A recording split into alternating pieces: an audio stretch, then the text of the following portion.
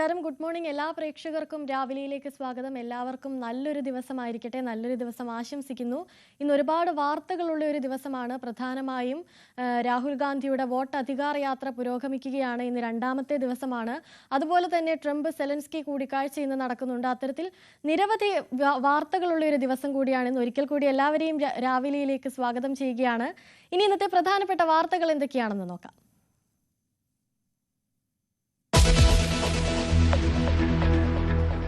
CP രാധാകൃഷ്ണനെ ഉപരാഷ്ട്രപതി സ്ഥാനാർത്ഥിയായി പ്രഖ്യാപിച്ചതിലൂടെ BJP ലക്ഷ്യമിടുന്നത് തമിഴ്നാട് തെരഞ്ഞെടുപ്പിൽ നേട്ടമുണ്ടാക്കാൻ. തീരുമാനം ദക്ഷിണേന്ത്യൻ രാഷ്ട്രീയത്തിൽ നിർണായകം. ഏകകണ്ഠമായി തെരഞ്ഞെടുക്കാൻ പ്രതിപക്ഷ നേതാക്കളുടെ പിന്തുണ തേടാനും ശ്രമം. സ്ഥാനാർത്ഥിത്വം ചർച്ച ചെയ്യാൻ ഇന്ത്യ സഖ്യയോഗം ഇന്ന്.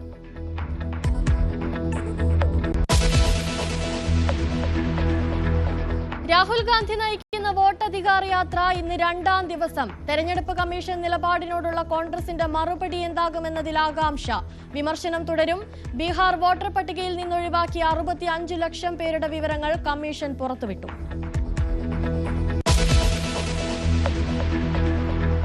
യുദ്ധം അവസാനിപ്പിക്കാനുള്ള ചർച്ചയ്ക്ക് ട്രംപിന്റെ ക്ഷണം സ്വീകരിച്ച് യുക്രൈൻ പ്രസിഡന്റ് സെലൻസ്കി ഇന്ന് വൈറ്റ് ഹൌസിൽ. അലാസ്ക കൂടിക്കാഴ്ചയിൽ റഷ്യൻ പ്രസിഡന്റ് പുടിൻ വെച്ച ഉപാധികൾ സെലൻസ്കിയെ ധരിപ്പിക്കും.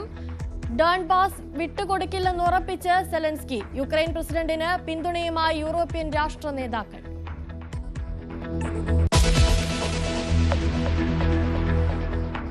സംസ്ഥാന സെക്രട്ടറി MV ഗോവിന്ദന്റെ മകൻ ശ്യാം രാജിനെ പ്രതിസ്ഥാനത്ത് നിർത്തുന്ന പരാതി ചോർച്ചയെ ചൊല്ലി CPM-ൽ വിവാദം കനക്കുന്നു. നേതൃത്വവും ജനറൽ സെക്രട്ടറിയും MA ബേബിയും എങ്ങനെ പ്രതികരിക്കുമെന്നതിൽ ആകാംക്ഷ. CPM PB ഡൽഹിയിൽ. ചോർന്നത് പ്രവാസി വ്യവസായി രാജേഷ് കൃഷ്ണയ്ക്കെതിരെ മറ്റൊരു വ്യവസായി പോളിറ്റ് ബ്യൂറോയ്ക്ക് നൽകിയ പരാതിക്കത്ത്.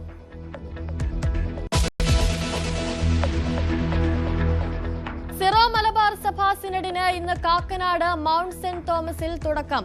മേജർ ആർച്ച് ബിഷപ്പ് റാഫേൽ തട്ടി ഉദ്ഘാടനം ചെയ്യും. ഇന്ത്യയിലും വിദേശത്തുമായുള്ള 52 ബിഷപ്പുമാർ പങ്കെടുക്കും. ഛത്തീസ്ഗഡിലെ കന്യാസ്ത്രീകളുടെ അറസ്റ്റും വിവാദങ്ങളും സിനഡിൽ ചർച്ചയാകും.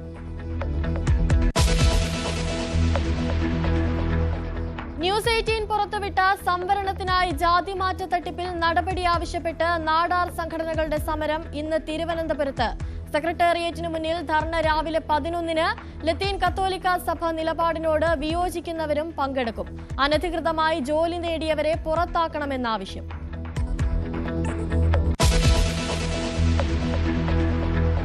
വടക്കൻ ജില്ലകളിൽ ഇന്നും മഴ കനത്തു പെയ്യുമെന്ന് മുന്നറിയിപ്പ്. കണ്ണൂരിലും കാസർഗോഡും ഓറഞ്ച് അലർട്ട്. മലപ്പുറം, കോഴിക്കോട്, വയനാട് ജില്ലകളിലും ഓറഞ്ച് അലർട്ട്. തൃശൂർ ജില്ലയിലെ ഓണപരീക്ഷ മാറ്റി. സ്കൂളുകൾക്ക് അവധി.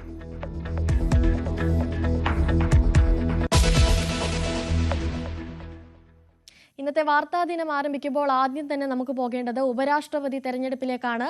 ഉപരാഷ്ട്രപതി തെരഞ്ഞെടുപ്പിൽ NDA സ്ഥാനാർത്ഥി CP രാധാകൃഷ്ണന് പിന്തുണ തേടി പ്രതിപക്ഷത്തെ കാണാൻ BJP. പ്രതിപക്ഷവുമായി സംസാരിക്കുമെന്ന് ദേശീയ അധ്യക്ഷൻ JP നദ്ദ വ്യക്തമാക്കിയിരുന്നു. തമിഴ്നാട്ടിൽ നിന്നുള്ള നേതാവിനെ പിന്തുണയ്ക്കുമോ എന്ന കാര്യത്തിൽ DMK നിലപാട് വ്യക്തമാക്കിയിട്ടില്ല. രാവിലെ ചേരുന്ന യോഗത്തിൽ ഇന്ത്യ സഖ്യം ഉപരാഷ്ട്രപതി സ്ഥാനാർത്ഥിത്വം ചർച്ച ചെയ്യും. വിവരങ്ങളുമായി രാഗേഷ് ചേരുന്നു.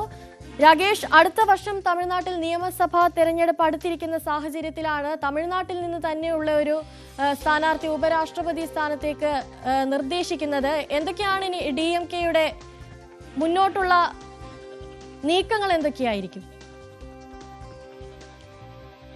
Anusree, good morning. ഏതായാലും ഉപരാഷ്ട്രപതി തെരഞ്ഞെടുപ്പിന്റെ ചിത്രം തെളിഞ്ഞു വരികയാണ്. NDA സ്ഥാനാർത്ഥിയായി CP രാധാകൃഷ്ണൻ ഇന്നലെ BJP തീരുമാനിച്ചു. ഇനി ഇന്ത്യ സഖ്യത്തിന് സ്ഥാനാർത്ഥി ഉണ്ടാകുമോ, ഉണ്ടെങ്കിൽ ആര് തുടങ്ങിയ കാര്യങ്ങളാണ് അറിയേണ്ടത്. ഏതായാലും ഇന്ത്യ സഖ്യത്തിൽ ചില ആശയക്കുഴപ്പം ഉണ്ടാക്കാൻ ഈ BJPക്ക് ഈ സ്ഥാനാർത്ഥിത്വം കൊണ്ട് കഴിഞ്ഞിട്ടുണ്ട് എന്ന് തന്നെ പറയാം. പ്രത്യേകിച്ച് DMK ഇനി ഈ വിഷയത്തിൽ എന്ത് നിലപാട് സ്വീകരിക്കും എന്നുള്ളത് നിർണായകമാണ്. കാരണം DMK ഇതുവരെ പ്രതികരിച്ചിട്ടില്ല. പക്ഷേ DMK നേതാക്കൾ, പ്രത്യേകിച്ച് വക്താവായ ഇളങ്കോവൻ അടക്കമുള്ള നേതാക്കൾ ഇതൊരു സ്വാഗതം ചെയ്തുകൊണ്ട് രംഗത്ത് വരുന്ന സാഹചര്യം ഉണ്ടാവുകയും ചെയ്തു. പ്രത്യേകിച്ച് നിയമസഭാ തെരഞ്ഞെടുപ്പ് വർഷമാണ് തമിഴ്നാട്ടിൽ. 2026-ൽ കേരളത്തിനൊപ്പം നിയമസഭാ തെരഞ്ഞെടുപ്പിലേക്ക് പോവുകയാണ് തമിഴ്നാട്. ആ ഘട്ടത്തിൽ തമിഴ്നാട്ടിൽ നിന്നുള്ളൊരു നേതാവിനെ DMK പിന്തുണയ്ക്കുമോ എന്നുള്ള ചോദ്യമാണ് ഇപ്പോൾ അവശേഷിക്കുന്നത്. കാരണം മുൻപൊക്കെ തന്നെ ഇത്തരം സമാനമായ നീക്കങ്ങൾ രാഷ്ട്രീയ പാർട്ടികളുടെ ഭാഗത്തുനിന്നുണ്ടായിട്ടുണ്ട്. ഉദാഹരണത്തിന് രാംനാഥ് കോവിന്ദ് രാഷ്ട്രപതിയാകുന്ന തെരഞ്ഞെടുപ്പിൽ അന്ന് JDU മഹാസഖ്യത്തിനൊപ്പമാണ്, ഇന്ത്യ സഖ്യത്തിനൊപ്പമാണ്. അന്ന് രാഷ്ട്രപതി തെരഞ്ഞെടുപ്പിൽ JDU രാംനാഥ് കോവിന്ദിനെ പിന്തുണയ്ക്കുന്ന നിലപാട് സ്വീകരിച്ചു. പ്രതിഭ പാട്ടീൽ നേരത്തെ രാഷ്ട്രപതി സ്ഥാനത്തേക്ക് UPAയുടെ സ്ഥാനാർത്ഥിയായി വരുമ്പോൾ അന്ന് ശിവസേന മഹാരാഷ്ട്രയിൽ നിന്നുള്ള നേതാവായതുകൊണ്ട് തന്നെ പിന്തുണച്ചു. ആ ഒരു നീക്കം അല്ലെങ്കിൽ നടപടി തന്നെ DMKയുടെ ഭാഗത്തുനിന്നുണ്ടാകുമോ എന്നാണ് അറിയേണ്ടത്. മാത്രവുമല്ല CP രാധാകൃഷ്ണന് DMKയുമായി നല്ല ബന്ധമുണ്ട്, ADMKയുമായി നല്ല ബന്ധമുണ്ട്. കാരണം BJPയുടെ സംസ്ഥാന അധ്യക്ഷൻ എന്ന നിലയിൽ വർഷങ്ങളോളം അദ്ദേഹം തമിഴ്നാട്ടിൽ പാർട്ടിയെ നയിച്ച BJPയെ നയിച്ച നേതാവാണ്. ഏതായാലും ഇന്ന് ഇന്ത്യ സഖ്യത്തിന്റെ യോഗം ചേരുന്നുണ്ട്. യോഗം എന്ന നിലയ്ക്കല്ല, മല്ലികാർജ്ജുൻ ഖാർഗെയുടെ വസതിയിൽ ചേരുന്ന യോഗത്തിൽ ഇക്കാര്യങ്ങളൊക്കെ തന്നെ ചർച്ച ചെയ്യും. അപ്പോൾ ഇന്ത്യ സഖ്യത്തിന് സ്ഥാനാർത്ഥി ഉണ്ടാകുമെന്ന കാര്യത്തിൽ ഏകദേശ തീരുമാനം ഇന്ന് പുറത്തു വരികയും ചെയ്യും. കാരണം പത്രിക സമർപ്പിക്കാനുള്ള ദിവസം ഇനി 3 ദിവസം മാത്രമാണ് ബാക്കിയുള്ളത്. 21-നാണ് അവസാന തീയതി. BJP ആകട്ടെ ഏകകണ്ഠമായ ഒരു തെരഞ്ഞെടുപ്പിലേക്ക് പോകാനുള്ള നീക്കങ്ങൾ നടത്തുന്നു. അതുകൊണ്ട് തന്നെയാണ് JP നഡ്ഡ വ്യക്തമാക്കുന്നത് പ്രതിപക്ഷത്തെ കാണും, അവരുടെ പിന്തുണ തേടും എന്ന് പറയുകയും ചെയ്യുന്നത്. കാരണം നമ്പറുകളിൽ BJPക്ക് ഇപ്പോഴും പ്രശ്നങ്ങളില്ല. കാരണം സഖ്യകക്ഷികളുടെ പിന്തുണയോടുകൂടിയാണ് ഭരിക്കുന്നതെന്ന് യാഥാർത്ഥ്യമാണ്. അപ്പോൾ പോലും 376 നിലവിൽ ഒരു സ്ഥാനാർത്ഥിയെ വിജയിപ്പിച്ചെടുക്കാൻ വേണ്ട നമ്പർ. BJPയെ നോക്കുമ്പോൾ അല്ലെങ്കിൽ NDAയെ നോക്കുമ്പോൾ ആ നമ്പർ മറികടക്കുന്നുണ്ട്. 422 പേരുടെ പിന്തുണ NDAയ്ക്ക് ഉണ്ട്. അതുകൊണ്ട് തന്നെ CP രാധാകൃഷ്ണൻ വിജയിക്കുമെന്ന കാര്യത്തിൽ സംശയമില്ല. പക്ഷെ പരമാവധി പേരുടെ പിന്തുണ ഉറപ്പാക്കിക്കൊണ്ട് ആ വിജയം കുറച്ചുകൂടി ഗംഭീരമാക്കുക എന്ന ലക്ഷ്യമാണ് ഇപ്പോൾ ഏതായാലും BJPക്കുള്ളത്. രാകേഷ്, അതുപോലെ തന്നെ തമിഴ്നാട്ടിൽ ഇതുവരെ വേരുറപ്പിക്കാൻ BJPക്ക് സാധിച്ചിട്ടില്ല. ഈ ഒരു നീക്കം അതുകൂടി മുന്നിൽ കണ്ടുകൊണ്ടായിരിക്കുമല്ലോ അല്ലേ? അങ്ങനെ വേണം കരുതാൻ. കാരണം നിയമസഭാ തെരഞ്ഞെടുപ്പ് വർഷത്തിലേക്ക് പോവുകയാണ് തമിഴ്നാട്. മാത്രവുമല്ല പലപ്പോഴായി തമിഴ്നാട് പിടിക്കാനുള്ള നീക്കം BJPയുടെ ഭാഗത്തുനിന്ന് നടന്നിട്ടുണ്ട്. പ്രത്യേകിച്ച് അണ്ണാമലയെ കൊണ്ടുവന്നു. അതിനുശേഷം കഴിഞ്ഞ ലോക്സഭാ തെരഞ്ഞെടുപ്പിൽ ഒറ്റയ്ക്ക് മത്സരിച്ചു. അപ്പോൾ പോലും ഒറ്റ സീറ്റിൽ പോലും വിജയിക്കാൻ സാധിച്ചില്ല. വോട്ട് ശതമാനം വർദ്ധിപ്പിക്കാൻ കഴിഞ്ഞു എന്നുള്ളത് യാഥാർത്ഥ്യമാണ്. പക്ഷേ BJP പ്രതീക്ഷിച്ചൊരു വിജയം ഉണ്ടായിട്ടില്ല. നരേന്ദ്രമോദി തന്നെ നേരിട്ട് പലപ്പോഴും തമിഴ്നാട്ടിലെത്തി. അദ്ദേഹം രാമേശ്വരത്ത് പോകുന്നതൊക്കെ തന്നെ നമ്മൾ കണ്ടതാണ് തെരഞ്ഞെടുപ്പ് ദിവസങ്ങളിൽ അല്ലെങ്കിൽ ആ വേളയിൽ. പക്ഷേ അത്തരം നീക്കങ്ങളൊന്നും തന്നെ ഭരിച്ചില്ല എന്നതാണ് യാഥാർത്ഥ്യം. മാത്രവുമല്ല പിന്നീട് കണ്ടത് ADMKയുമായി വീണ്ടും സഖ്യമുണ്ടാക്കുന്നതാണ്. മാത്രവുമല്ല അണ്ണാമലെ ഗൗണ്ടർ സമുദായത്തിനുള്ള നേതാവായിരുന്നു. നിലവിൽ എടപ്പാടി പളനിസ്വാമി ADMK അവരുടെ സഖ്യകക്ഷിയാണ്, ഗൗണ്ടർ സമുദായത്തിനുള്ള നേതാവാണ്. അപ്പോൾ വീണ്ടും ADMKയുമായി സഖ്യമുണ്ടാക്കുന്ന ഘട്ടത്തിൽ ആദ്യം ചെയ്ത നടപടി അണ്ണാമലയെ ആ പദവിയിൽ നിന്ന് മാറ്റുക എന്നുള്ളതാണ്. കാരണം പൊതുവെ ഈ കോയമ്പത്തൂർ അടക്കമുള്ള സേലം അടക്കമുള്ള കൊങ്കുനാട് മേഖലകളിൽ ADMKയ്ക്കും BJPക്കും സ്വാധീനമുണ്ട്. അപ്പോൾ ഈ രണ്ട് പേരും ഒരേ സമുദായത്തിൽ നിന്ന് വരുന്ന നേതാക്കളായതുകൊണ്ട് തന്നെ അണ്ണാമലയെ ADMKയുടെ താല്പര്യം കൂടി മുൻനിർത്തിക്കൊണ്ട് മാറ്റുന്ന നടപടി BJP പോയി. അതിനുശേഷം അവിടെ നായനാർ നാഗേന്ദ്രൻ എന്ന് പറയുന്ന തേവർ സമുദായത്തിലുള്ള നേതാവിനെ അവിടെ കൊണ്ടുവരുന്നതും കണ്ടു.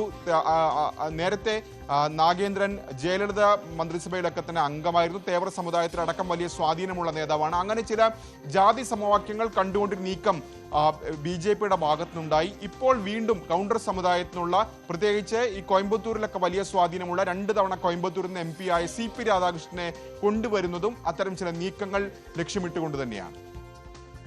ശരി, ഉപരാഷ്ട്രപതി തെരഞ്ഞെടുപ്പിൽ NDA സ്ഥാനാർത്ഥി CP രാധാകൃഷ്ണന് പിന്തുണ തേടി പ്രതിപക്ഷത്തെ കാണാനൊരുങ്ങുകയാണ് BJP. രാകേഷാണ് കൂടുതൽ വിവരങ്ങൾ നൽകിയത്.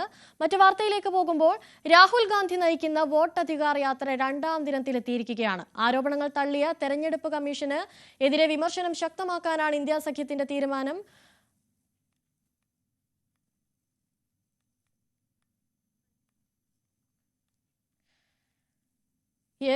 യാത്രയുടെ 2ാം ദിനം പുരോഗമിക്കുമ്പോൾ ബീഹാർ വോട്ടർ പട്ടികയിൽ നിന്ന് നീക്കം ചെയ്ത 65 ലക്ഷം പേരുടെ പേരുകൾ തെരഞ്ഞെടുപ്പ് കമ്മീഷൻ പ്രസിദ്ധീകരിച്ചിരിക്കുകയാണ്.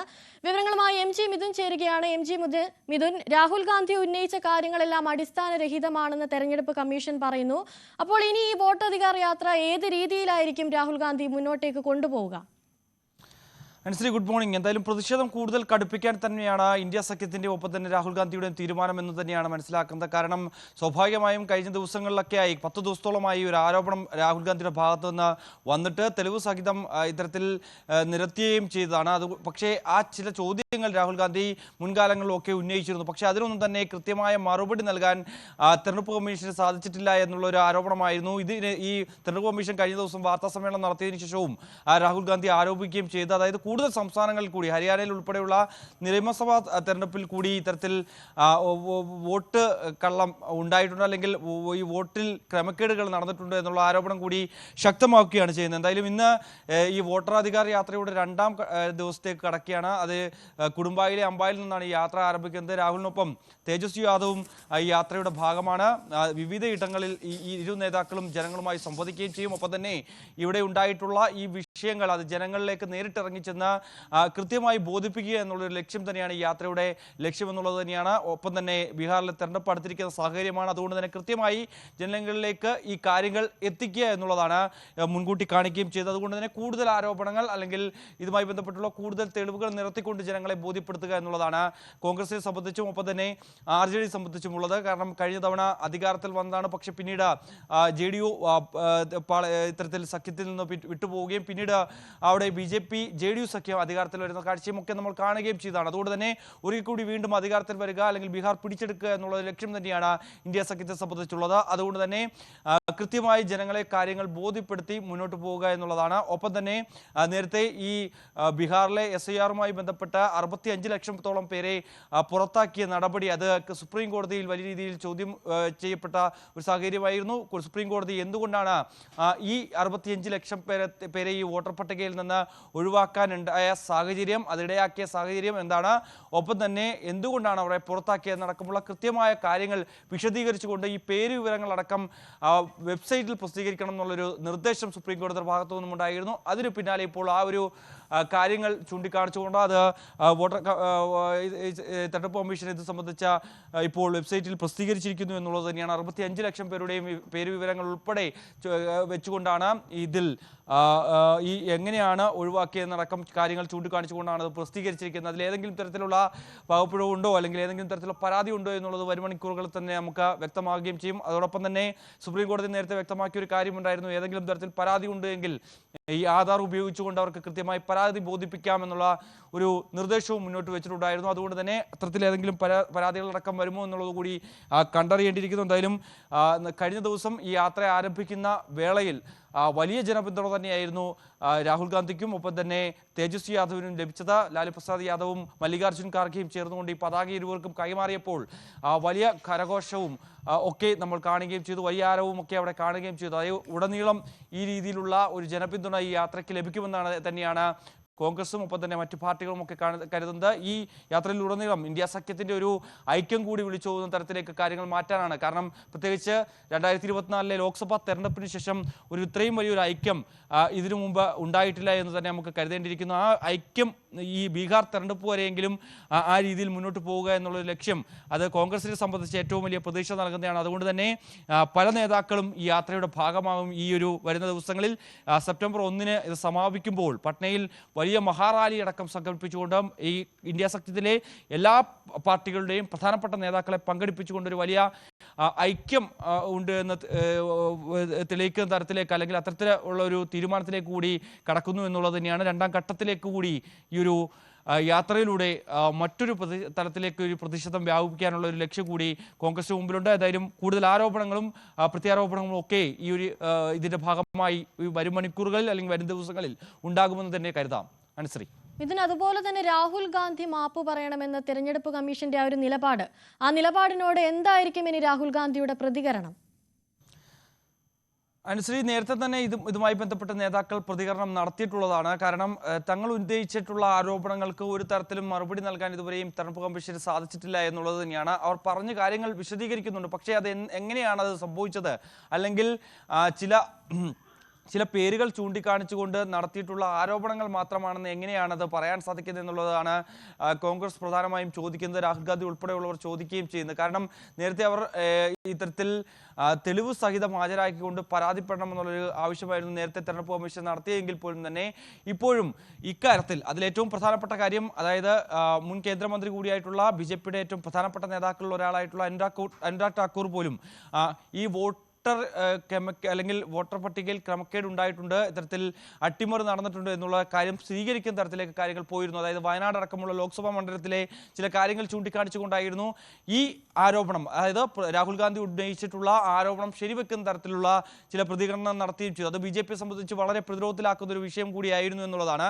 അപ്പോൾ ഭരണകക്ഷിയിൽ നിന്ന് പോലും ഇത്തരത്തിൽ പ്രതിപക്ഷത്തെ കടന്നാക്രമിക്കുന്നതിന് വേണ്ടിയുള്ള ശ്രമമായിരുന്നുവെങ്കിൽ പോലും തന്നെ അത് തെരഞ്ഞെടുപ്പ് കമ്മീഷന്റെ വിശ്വാസ്യതയെ ചോദ്യം ചെയ്യുന്ന തരത്തിലൊക്കെ കാര്യങ്ങൾ പോവുകയും ചെയ്താണ്. എന്തായാലും നേരത്തെ തന്നെ ഈ വോട്ടർ ക്രമക്കേടുമായി ബന്ധപ്പെട്ട അല്ലെങ്കിൽ EVM മെഷീനുമായി ബന്ധപ്പെട്ടുള്ള കാര്യങ്ങളിലൊക്കെ സുപ്രീം കോടതി കൃത്യമായി നിലപാട് അറിയിച്ചിട്ടുള്ളതാണ് എന്നുള്ളൊരു വിശദീകരണമായിരുന്നു തെരഞ്ഞെടുപ്പ് കമ്മീഷന്റെ ഭാഗത്തുനിന്നും ഉണ്ടാവുകയും ചെയ്തിരിക്കുന്നത്. എന്തായാലും ഈ ആരോപണങ്ങളിൽ ഉയർത്തിയിട്ടുള്ള കാര്യങ്ങളിൽ വ്യക്തമായ മറുപടി ലഭ്യമാകുന്നവരെ അല്ലെങ്കിൽ ഈ ഇത്തരത്തിൽ ഉള്ള ക്രമക്കേടുകൾ എന്തുകൊണ്ടാണ് ഈ 45 ദിവസം കഴിഞ്ഞാൽ ഡിജിറ്റൽ തെളിവുകളൊക്കെ ഇത്തരത്തിൽ നശിപ്പിച്ചു കളയാനുള്ള ഒരു നീക്കം അല്ലെങ്കിൽ അങ്ങനെ ഒരു നിയമനിർമ്മാണം നടത്തിയതിൻ്റെ സാധ്യത എന്താണ് എന്നടക്കമുള്ള കാര്യങ്ങളിൽ കൃത്യമായ ഒരു മറുപടി കമ്മീഷന്റെ ഭാഗത്തുനിന്ന് ഉണ്ടാകുന്നില്ല എന്നുള്ളതാണ്. പക്ഷേ മറ്റൊരു ചോദ്യം കമ്മീഷൻ ചോദിക്കുകയും ചെയ്യുന്നുണ്ട്. അതായത് എന്തുകൊണ്ട് ഈ 45 ദിവസത്തിനകം ഇങ്ങനെ ഒരു പരാതിയുമായി മുന്നോട്ട് വന്നില്ല, ഒരു രാഷ്ട്രീയ പാർട്ടിയും ഇങ്ങനെ ഒരു പരാതിയുമായി രംഗത്ത് വരാത്ത സാഹചര്യം എന്താണ്, ഇപ്പോൾ വരാനുള്ള സാഹചര്യം എന്താണെന്ന് അടക്കമുള്ള ചോദ്യങ്ങൾ ചോദിക്കുകയും ചെയ്യുന്നുണ്ട് എന്നുള്ളതാണ് മറുവശത്തുള്ളത്. എന്തായാലും നിലവിലെ സാഹചര്യത്തിൽ ഈ വിഷയവുമായി മുന്നോട്ട് പോവുക, കൂടുതൽ BJPയെ സംബന്ധിച്ച് കൂടുതൽ സമ്മർദ്ദത്തിലാക്കുക എന്നുള്ളതാണ് പ്രതിപക്ഷ സഖ്യത്തെ സംബന്ധിച്ചുള്ളത്. ബീഹാർ തെരഞ്ഞെടുപ്പ് അടുത്തിരിക്കുകയാണ്. അതുകൊണ്ട് തന്നെ വീണ് കിട്ടിയ അല്ലെങ്കിൽ വലിയൊരു ആയുധം തന്നെയാണ് രാഹുൽ ഗാന്ധി ഉന്നയിച്ചിരിക്കുന്ന ഈ ഒരു വോട്ട് ചോരി എന്ന വലിയ ആരോപണം. അതിൽ കൂടുതൽ ശക്തമായ രീതിയിൽ തന്നെ പ്രതിഷേധം കടുപ്പിക്കാനാണ്, രാജ്യവ്യാപക പ്രതിഷേധം കടുപ്പിക്കാൻ തന്നെയാണ് കോൺഗ്രസിന്റെ ഒപ്പം തന്നെ ഇന്ത്യ സഖ്യത്തിന്റെ തീരുമാനം എന്നുള്ളതാണ്. ശരി, രാഹുൽ ഗാന്ധി നയിക്കുന്ന വോട്ടധികാർ യാത്ര 2ാം ദിവസമായിരിക്കുകയാണ്. കുടുംബായിലെ അംബായിൽ നിന്നായിരിക്കും യാത്രയുടെ 2ാം ദിനം ആരംഭിക്കുക. MG മിഥുനാണ് കൂടുതൽ വിവരങ്ങൾ നൽകിയത്. US പ്രസിഡന്റ് ഡൊണാൾഡ് ട്രംപ് ഇന്ന് യുക്രൈൻ പ്രസിഡന്റ് വ്ളാഡിമിർ സെലൻസ്കിയുമായി കൂടിക്കാഴ്ച നടത്തും. വാഷിംഗ്ടണിലെ ഓവൽ ഓഫീസിലാണ് യോഗം. എല്ലാം ശരിയായാൽ റഷ്യൻ പ്രസിഡന്റ് വ്ളാഡിമിർ പുടിനുമായി ഒരു കൂടിക്കാഴ്ച ഷെഡ്യൂൾ ചെയ്യുമെന്ന് ട്രംപ് ട്രൂത്ത് സോഷ്യലിൽ പോസ്റ്റ് ചെയ്തു. അതേസമയം വെള്ളിയാഴ്ച അലാസ്കയിൽ വ്ളാഡിമിർ പുടിനുമായി പ്രസിഡന്റ് ട്രംപ് നടത്തിയ ചർച്ചകളെക്കുറിച്ച് ട്രംപിന്റെ പ്രത്യേക ദൂതൻ സ്റ്റീവ് വിറ്റ്കോഫ് കൂടുതൽ വിവരങ്ങൾ പുറത്തുവിട്ടു. നിർണായകമായ സുരക്ഷാ ഗ്യാരണ്ടികൾ യുക്രൈന് നൽകാൻ പുടിൻ സമ്മതിച്ചതായി വിറ്റ്കോഫ് വ്യക്തമാക്കിയിട്ടുണ്ട്. KP അഭിലാഷാണ് കൂടുതൽ വിവരങ്ങളുമായി ചേരുന്നത്. നിർണായകമായ ചില സുരക്ഷാ ഗ്യാരണ്ടികൾ യുക്രൈൻ മുന്നോട്ട് വയ്ക്കുമ്പോഴും ഇത് എത്രത്തോളം സെലൻസ്കി അംഗീകരിക്കുമെന്നത് അവിടെ നിർണായകമാണല്ലോ അഭിലാഷ്. ഇനി എന്തൊക്കെയായിരിക്കും ചർച്ചയിൽ ട്രംപ് മുന്നോട്ട് വയ്ക്കുന്ന നിർദ്ദേശങ്ങൾ, അത് എത്രത്തോളം സെലൻസ്കി അംഗീകരിക്കാൻ സാധ്യതയുണ്ട്? അനുശ്രീ, വ്ളാഡിമിർ സെലൻസ്കിയുടെ അംഗീകാരം മാത്രമല്ല യൂറോപ്യൻ രാജ്യങ്ങളുടെ നിലപാട് കൂടിയായിരിക്കും ഇനിയുള്ള കൂടിക്കാഴ്ചകളിൽ നിർണായകമാകാൻ പോകുന്നത്. റഷ്യയും യുക്രൈനും തമ്മിലുള്ള യുദ്ധം അവസാനിപ്പിക്കുന്നതിന് വേണ്ടിയുള്ള കൂടിക്കാഴ്ചകളുടെ തുടർച്ചയാണ് ഇന്ന് നടക്കാൻ പോകുന്നത്. ഇതിൻ്റെ ഭാഗമായിട്ടാണ് യുക്രൈൻ പ്രസിഡന്റ് വ്ളാഡിമിർ സെലൻസ്കിയും അമേരിക്കൻ പ്രസിഡന്റ് ഡൊണാൾഡ് ട്രംപും തമ്മിൽ കൂടിക്കാഴ്ച നടത്തുന്നത്. ഈ കൂടിക്കാഴ്ചയുടെ വിവരങ്ങൾ അമേരിക്കൻ പ്രസിഡന്റ് തന്നെയാണ് അദ്ദേഹത്തിൻ്റെ സോഷ്യൽ മീഡിയ പ്ലാറ്റ്ഫോമിലൂടെ വ്യക്തമാക്കുകയും ചെയ്തിട്ടുള്ളത്. അതേസമയം കഴിഞ്ഞ ദിവസം നടന്ന കൂടിക്കാഴ്ച, അതായത് റഷ്യൻ പ്രസിഡന്റ് വ്ളാഡിമിർ പുടിനും അതോടൊപ്പം തന്നെ അമേരിക്കൻ പ്രസിഡന്റ് ഡൊണാൾഡ് ട്രംപും തമ്മിൽ നടന്ന കൂടിക്കാഴ്ചയിൽ അന്തിമമായ ഒരു തീരുമാനത്തിലേക്ക് എത്തിപ്പെടാൻ സാധിച്ചിരുന്നില്ല. അതായത് റഷ്യ യുക്രൈൻ യുദ്ധം അവസാനിപ്പിക്കുന്നതുമായി ബന്ധപ്പെട്ട് ഒരു ഫോർമുലയിലേക്ക് എത്തിപ്പെടാൻ സാധിച്ചിരുന്നില്ല. അതിന് ട്രംപ് നൽകുന്ന മറുപടി എന്നത് താൽക്കാലികമായ ഒരു വെടിനിർത്തൽ അല്ല റഷ്യയും യുക്രൈനും തമ്മിൽ വേണ്ടത്, ശാശ്വതമായ ഒരു പരിഹാരം ആണ് ഉണ്ടാകേണ്ടത്. അതിനു വേണ്ടിയിട്ടുള്ള ശ്രമം ആണ് ഇപ്പോൾ നടക്കുന്നത് എന്നുള്ളതാണ്. അതിൻ്റെ ഭാഗമായി നിരവധി ചർച്ചകൾ നടത്തേണ്ടി വരും എന്നും അമേരിക്കൻ പ്രസിഡന്റ് ഡൊണാൾഡ് ട്രംപ് വ്യക്തമാക്കുകയും ചെയ്തിട്ടുണ്ട്. എന്നാൽ ഈ ചർച്ചയുടെ വിശദാംശങ്ങൾ എന്തായിരുന്നു, ഉള്ളടക്കം എന്തായിരുന്നു എന്നത് സംബന്ധിച്ച കൃത്യമായ വിവരങ്ങൾ അമേരിക്കൻ പ്രസിഡന്റോ അല്ലെങ്കിൽ റഷ്യൻ പ്രസിഡന്റോ ഒന്നും പുറത്തുവിടുകയും ചെയ്തിട്ടില്ല. പക്ഷേ ഇപ്പോൾ പുറത്തു വരുന്ന സൂചനകൾ പ്രകാരമാണ് അനുശ്രീ സൂചിപ്പിച്ചതുപോലെ നിർണായകമാകുന്ന ചില ഗ്യാരണ്ടികൾ മുന്നോട്ട് വയ്ക്കുന്നു എന്നുള്ളത്. പക്ഷേ ആ ഗ്യാരണ്ടികൾ എന്നത് ഉപാധികളുടെ അടിസ്ഥാനത്തിൽ ആണ്. അതായത് യുക്രൈൻ്റെ തന്ത്രപ്രധാന മേഖലയായ ഡൊണേറ്റ്സ്ക് മേഖല, ഒപ്പം ലുഹാൻസ്ക് എന്നിങ്ങനെയുള്ള 2 പ്രവിശ്യകൾ യുക്രൈൻ റഷ്യയ്ക്ക് നിരുപാധികമായി വിട്ടു നൽകുകയാണ് എങ്കിൽ ആണ് ഇത്തരത്തിൽ സുരക്ഷാ ഗ്യാരണ്ടി, അതായത് യുക്രൈൻ്റെ മുന്നോട്ടു പോക്കിന് എല്ലാ തരത്തിലുമുള്ള സാമ്പത്തികവും സാമൂഹികവും സൈനികവും ഒക്കെയായ സുരക്ഷിതത്വം, അതായത് ഗ്യാരണ്ടി ഉറപ്പ് നൽകും എന്ന് പുടിൻ അമേരിക്കൻ പ്രസിഡന്റ് ഡൊണാൾഡ് ട്രംപുമായി സംസാരിച്ചത്. ഇത് അമേരിക്കൻ പ്രസിഡന്റ് ഡൊണാൾഡ് ട്രംപ് തത്വത്തിൽ അംഗീകരിച്ചിട്ടുണ്ട്. ഇതൊരു നല്ല നിർദ്ദേശം എന്ന നിലയിലാണ് അമേരിക്കൻ പ്രസിഡന്റ് മുന്നോട്ട് വയ്ക്കുന്നത്. മാത്രവുമല്ല, ഈ നിർദ്ദേശം യുക്രൈൻ അംഗീകരിക്കുകയാണെങ്കിൽ യുക്രൈനിലെ ഹെർസൺ അതോടൊപ്പം തന്നെ സ്പൊസീറിയ എന്നിങ്ങനെയുള്ള മേഖലകളിൽ ഇപ്പോൾ റഷ്യ നടത്തി വരുന്ന അധിനിവേശ നീക്കങ്ങൾ അല്ലെങ്കിൽ സൈനിക നീക്കങ്ങൾ അവസാനിപ്പിക്കുക കൂടി ചെയ്യും എന്നുള്ളതാണ് അറിയാൻ സാധിക്കുന്നത്. പക്ഷേ അനുശ്രീ, ഇതിൽ ഏറ്റവും പ്രധാനപ്പെട്ടത് ഇപ്പോൾ റഷ്യ ആവശ്യപ്പെടുന്ന ഈ പ്രവിശ്യകൾ, അതായത് ഡൊണറ്റ്സ്ക് മേഖല ഉൾപ്പെടെയുള്ള പ്രദേശങ്ങൾ എന്നത് യുക്രൈനെ സംബന്ധിച്ചിടത്തോളം അവരുടെ വ്യാവസായികമായി ഏറ്റവും മുന്നേറ്റം നടത്തുന്ന ഭൂപ്രദേശമാണ്. അതൊരു സാംസ്കാരിക ഇടം കൂടിയാണ്. അതുകൊണ്ട് തന്നെ ഇങ്ങനെ ഒരു മേഖല വിട്ടു നൽകുന്നതിനോട് യുക്രൈൻ പച്ചക്കൊടി കാണിക്കും എന്ന് നമുക്ക് ഈ ഘട്ടത്തിൽ വിലയിരുത്താൻ സാധിക്കില്ല. അതുമാത്രവുമല്ല, യൂറോപ്യൻ രാജ്യങ്ങൾക്കും ഈ മേഖല വിട്ടു നൽകുന്നതിനോട് കടുത്ത അതൃപ്തി തന്നെയാണുള്ളത്. അഭിലാഷ്, ഇപ്പോൾ വിദേശകാര്യ വിദഗ്ധൻ മോഹൻ വർഗീസ് നമ്മോടൊപ്പം ചേരുന്നു. ശ്രീ ഡോക്ടർ മോഹൻ വർഗീസ്, കിഴക്കൻ യുക്രൈനിലെ ഭൂപ്രദേശങ്ങൾ വിട്ടുകൊടുത്താൽ സൈനിക നടപടി അവസാനിപ്പിക്കാൻ തയ്യാർ എന്നൊരു നിലപാട് പുടിൻ മുന്നോട്ട് വയ്ക്കുമ്പോൾ അത് സെലൻസ്കിയോട് ട്രംപ് അവതരിപ്പിക്കുന്ന സമയത്ത് അത് എത്രത്തോളം സെലൻസ്കി അംഗീകരിക്കാൻ സാധ്യതയുണ്ട്? അപ്പോൾ ഈ ചർച്ച എത്രത്തോളം വിജയകരമാകുമെന്ന് പ്രതീക്ഷിക്കണം? ഇന്നത്തെ ചർച്ച തീർച്ചയായും നിർണായകം തന്നെയാണ്. നേരത്തെ ഉണ്ടായ പരാതി, യൂറോപ്യൻ രാജ്യങ്ങളുടെ പരിഭവം എന്ന് പറയുന്നത് ഏറ്റവും അധികം സെക്യൂരിറ്റി ത്രെട്ട് നേരിടുന്നത് യൂറോപ്പാണ്. റഷ്യയിൽ നിന്നും ഏറ്റവും അധികം സുരക്ഷാ ഭീഷണി നേരിടുന്നത് യൂറോപ്പാണ്. യൂറോപ്യൻ രാജ്യങ്ങളാണ്. ബ്രിട്ടനും ഫ്രാൻസും ജർമ്മനിയും ഇറ്റലിയും ഒക്കെ പോലെയുള്ള രാജ്യങ്ങളാണ്. അവരുടെ പങ്കാളിത്തമില്ലാതെ പുടിനും ട്രംപും തമ്മിൽ ചർച്ച നടത്തി ഉക്രൈൻ പ്രശ്നം പരിഹരിക്കാം എന്നാണെങ്കിൽ അതിലൊരു അസ്വാഭാവികതയുണ്ട്. അതുകൊണ്ട് ഉക്രൈന്റെ സാന്നിധ്യമില്ലാതെയും യൂറോപ്യൻ സമൂഹത്തിന്റെ സാന്നിധ്യമില്ലാതെയും ഏകപക്ഷീയമായി രണ്ട് വൻ ശക്തികൾ റഷ്യയും അമേരിക്കയും ചേർന്ന് ധാരണയിലെത്തിക്കഴിഞ്ഞാൽ അത് ശാശ്വതമാകില്ല എന്ന ഒരു പൊതുചിന്തയുണ്ട്. അതുകൊണ്ടാണ് ട്രംപ് സമയം ചോദിച്ചതും യൂറോപ്യൻ നേതാക്കളെയും സെലൻസ്കിയെയും കാണുക എന്ന ഒരു ചിന്ത ഉണ്ടായതും.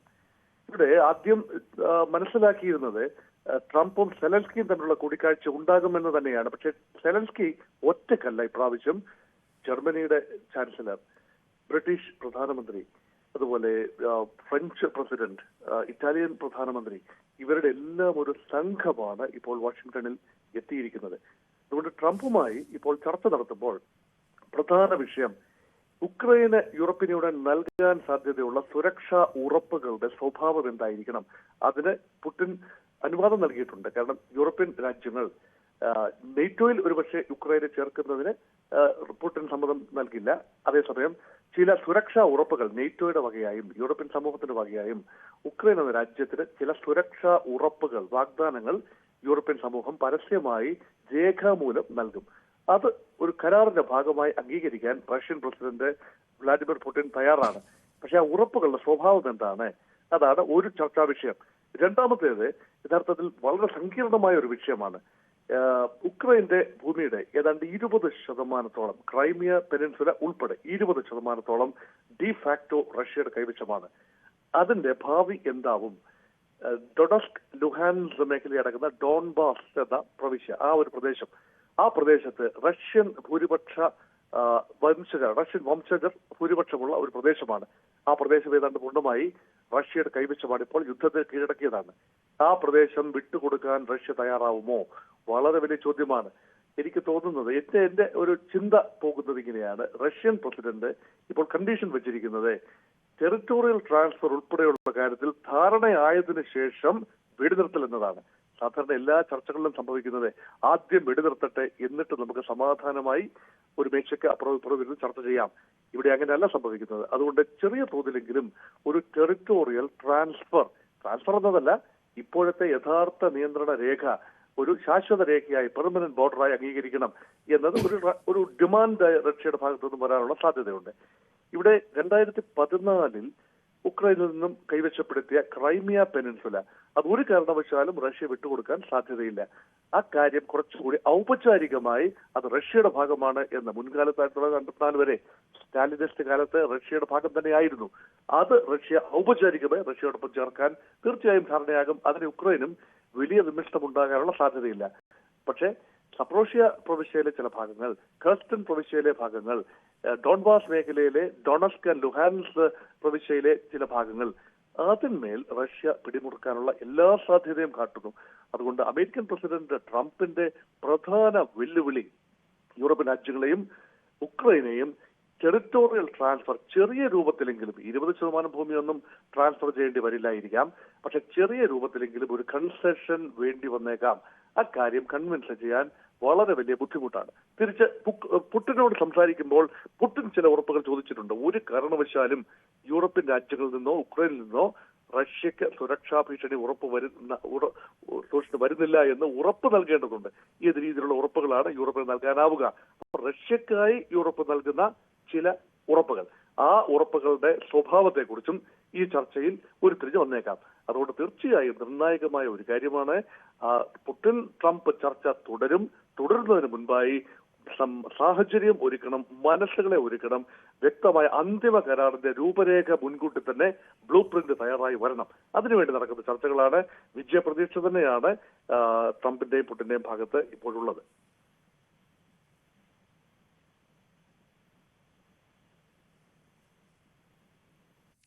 നന്ദി ഡോക്ടർ മോഹൻ വർഗീസ് പ്രതികരിച്ചതിന്. US പ്രസിഡന്റ് ഡൊണാൾഡ് ട്രംപ് ഇന്ന് യുക്രൈൻ പ്രസിഡന്റ് വ്ളാഡിമിർ സെലൻസ്കിയുമായി കൂടിക്കാഴ്ച നടത്തുകയാണ്.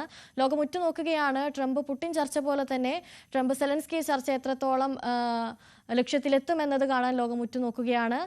KP അഭിലാഷാണ് കൂടുതൽ വിവരങ്ങൾ നൽകിയത്. മറ്റു വാർത്തയിലേക്ക് പോകുമ്പോൾ 3 ദിവസത്തെ ഇന്ത്യ സന്ദർശനത്തിനായി ചൈനീസ് വിദേശകാര്യമന്ത്രി വാങ് യി ഇന്ന് ഡൽഹിയിലെത്തും. നാളെ പ്രധാനമന്ത്രി മോദിയുമായി കൂടിക്കാഴ്ച നടത്തും. വൈകുന്നേരം 4:15 ഡൽഹിയിലെത്തുന്ന വാങ് യി ഹൈദരാബാദ് ഹൌസിൽ വിദേശകാര്യമന്ത്രി S ജയശങ്കറുമായി കൂടിക്കാഴ്ച നടത്തും. നാളെ ഇന്ത്യ ചൈന അതിർത്തി പ്രശ്നത്തെക്കുറിച്ചുള്ള പ്രത്യേക പ്രതിനിധികളുടെ 24ാമത് യോഗത്തിലും പങ്കെടുക്കും. പാകിസ്ഥാനിലെ വടക്ക് പടിഞ്ഞാറൻ ജില്ലയിൽ വെള്ളപ്പൊക്കത്തിൽ മരണസംഖ്യ 274 വെള്ളിയാഴ്ചയുണ്ടായ പേമാരിയിലും മേഘവിസ്ഫോടനത്തിലുമാണ് വെള്ളപ്പൊക്കത്തിന് കാരണമായത്. ഖൈബർ പഖ്തൂൺഖ്വ പ്രവിശ്യയിലെ പർവ്വത പ്രദേശമായ ബൂണറിൽ കഴിഞ്ഞ ദിവസം 54 മൃതദേഹങ്ങൾ കണ്ടെത്തി. അതേസമയം ഇപ്പോൾ വിദേശ സഹായം ആവശ്യമില്ലെന്ന് പാക് സർക്കാർ അറിയിച്ചു.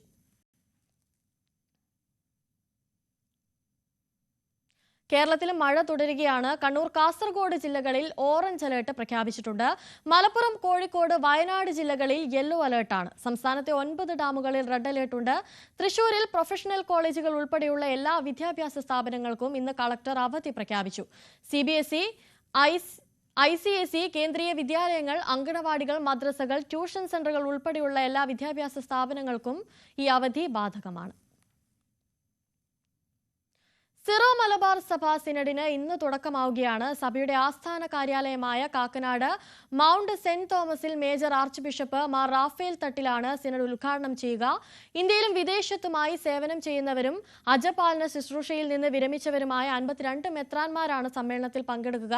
സിനഡ് 29-ന് സമാപിക്കും. ഛത്തീസ്ഗഡിൽ കന്യാസ്ത്രീകളുടെ അറസ്റ്റ്, മിഷണറിമാർക്കെതിരെയുള്ള കയ്യേറ്റം, ആർച്ച് ബിഷപ്പ് ജോസഫ് പാംബ്ലാനിക്കെതിരെ CPM നേതൃത്വം നടത്തിയ അധിക്ഷേപം എന്നിവയെല്ലാം സിനഡിൽ ചർച്ചയായി.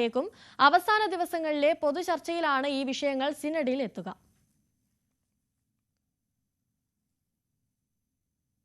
സംവരണം നേടിയെടുക്കാനുള്ള ജാതിമാറ്റ തട്ടിപ്പിനെതിരെ നാടാർ സംഘടനകളുടെ സംയുക്ത സമരവേദി ഇന്ന് സെക്രട്ടേറിയറ്റിന് മുന്നിൽ ധർണ നടത്തും. രാവിലെ 11 KNMS സംസ്ഥാന പ്രസിഡന്റ് ഡോക്ടർ J. ലോറൻസ് ആണ് ഉദ്ഘാടനം ചെയ്യുക. VSDP chairman Vishnupuram Chandrasekharan, NSF general secretary Chowara Sunil Nadar, ലത്തീൻ കത്തോലിക്ക രൂപത നേതൃത്വത്തിന്റെ നിലപാടിൽ എതിർപ്പുള്ള സമുദായാംഗങ്ങളുടെ പ്രതിനിധികൾ തുടങ്ങിയവരാകും പങ്കെടുക്കുക. ബിഷപ്പ് ഹൌസിൽ നിന്നുള്ള സാക്ഷ്യപത്രത്തിന്റെ ബലത്തിൽ മറ്റു ജാതികളിലുള്ള നിരവധി പേർ ലത്തീൻ സമുദായ സർട്ടിഫിക്കറ്റ് സ്വന്തമാക്കി ആനുകൂല്യങ്ങൾ നേടിയെടുക്കുന്നത് News 18 തെളിവ് സഹിതം പുറത്തു കൊണ്ടുവന്നിരുന്നു. വിഷയത്തിൽ സർക്കാർ ഇടപെടണമെന്നും അനധികൃതമായി ഉദ്യോഗം നേടിയവരെ കണ്ടെത്തി പുറത്താക്കണമെന്നുമാണ് വിവിധ സംഘടനകളുടെയും ആവശ്യം. ബലാത്സംഗ കേസിൽ പ്രതിയായ റാപ്പർ വേടന്റെ മുൻകൂർ ജാമ്യാപേക്ഷ ഹൈക്കോടതി ഇന്ന് പരിഗണിക്കും. ജസ്റ്റിസ് ബെച്ചു കുര്യൻ തോമസ് അധ്യക്ഷനായ സിംഗിൾ ബെഞ്ചാണ് മുൻകൂർ ജാമ്യാപേക്ഷ പരിഗണിക്കുന്നത്. മുൻകൂർ ജാമ്യാപേക്ഷയിൽ തൃക്കാക്കര പോലീസ് ഹൈക്കോടതിയിൽ വിശദീകരണം നൽകും. 2021 മുതൽ 2023 വരെയുള്ള കാലയളവിൽ വിവാഹ വാഗ്ദാനം നൽകി വേടൻ പീഡിപ്പിച്ചുവെന്നാണ് യുവതിയുടെ പരാതി. തന്നെ കേസിൽപ്പെടുത്തുമെന്ന് നിരന്തരം ഭീഷണിയുണ്ടായെന്നാണ് മുൻകൂർ ജാമ്യാപേക്ഷയിൽ വേടന്റെ വാദം.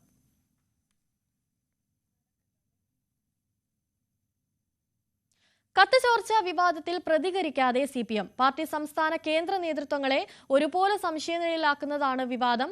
പാർട്ടിക്ക് പുറമെ സർക്കാരിനെതിരെയും ആരോപണമുണ്ട്. പ്രതിപക്ഷവും BJPയും വിവാദം ഏറ്റെടുത്തതും CPMനെ പ്രതിസന്ധിയിലാക്കിയിരിക്കുകയാണ്. ആലുവ ടൗണിൽ വീണ്ടും ലഹരിവേട്ട നടന്നിരിക്കുകയാണ്. 50 ലക്ഷം രൂപയുടെ മയക്കുമരുന്നാണ് എക്സൈസ് പിടിച്ചെടുത്തിരിക്കുന്നത്.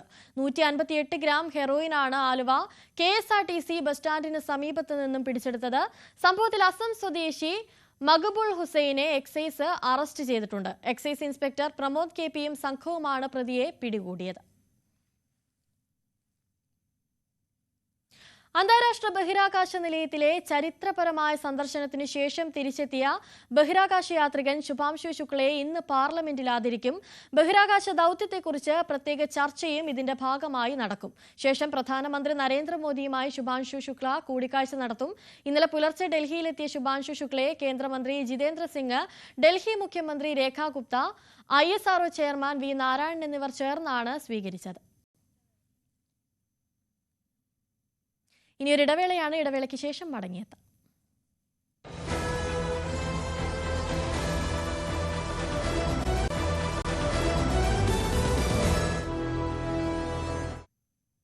സംസ്ഥാനത്തെ ഏറ്റവും ആധുനിക സംവിധാനങ്ങളുള്ള അമ്മത്തൊട്ടിൽ കോഴിക്കോട് ഒരുങ്ങുകയാണ്.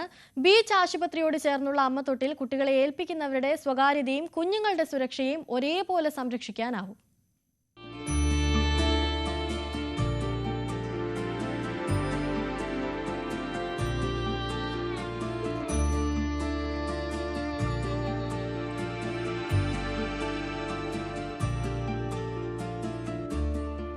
വാതിൽ തുറന്ന് കുഞ്ഞിനെ അമ്മത്തൊട്ടിൽ കിടത്തി പുറത്തിറങ്ങിയാലുടൻ കതക് സ്വയം അടയും.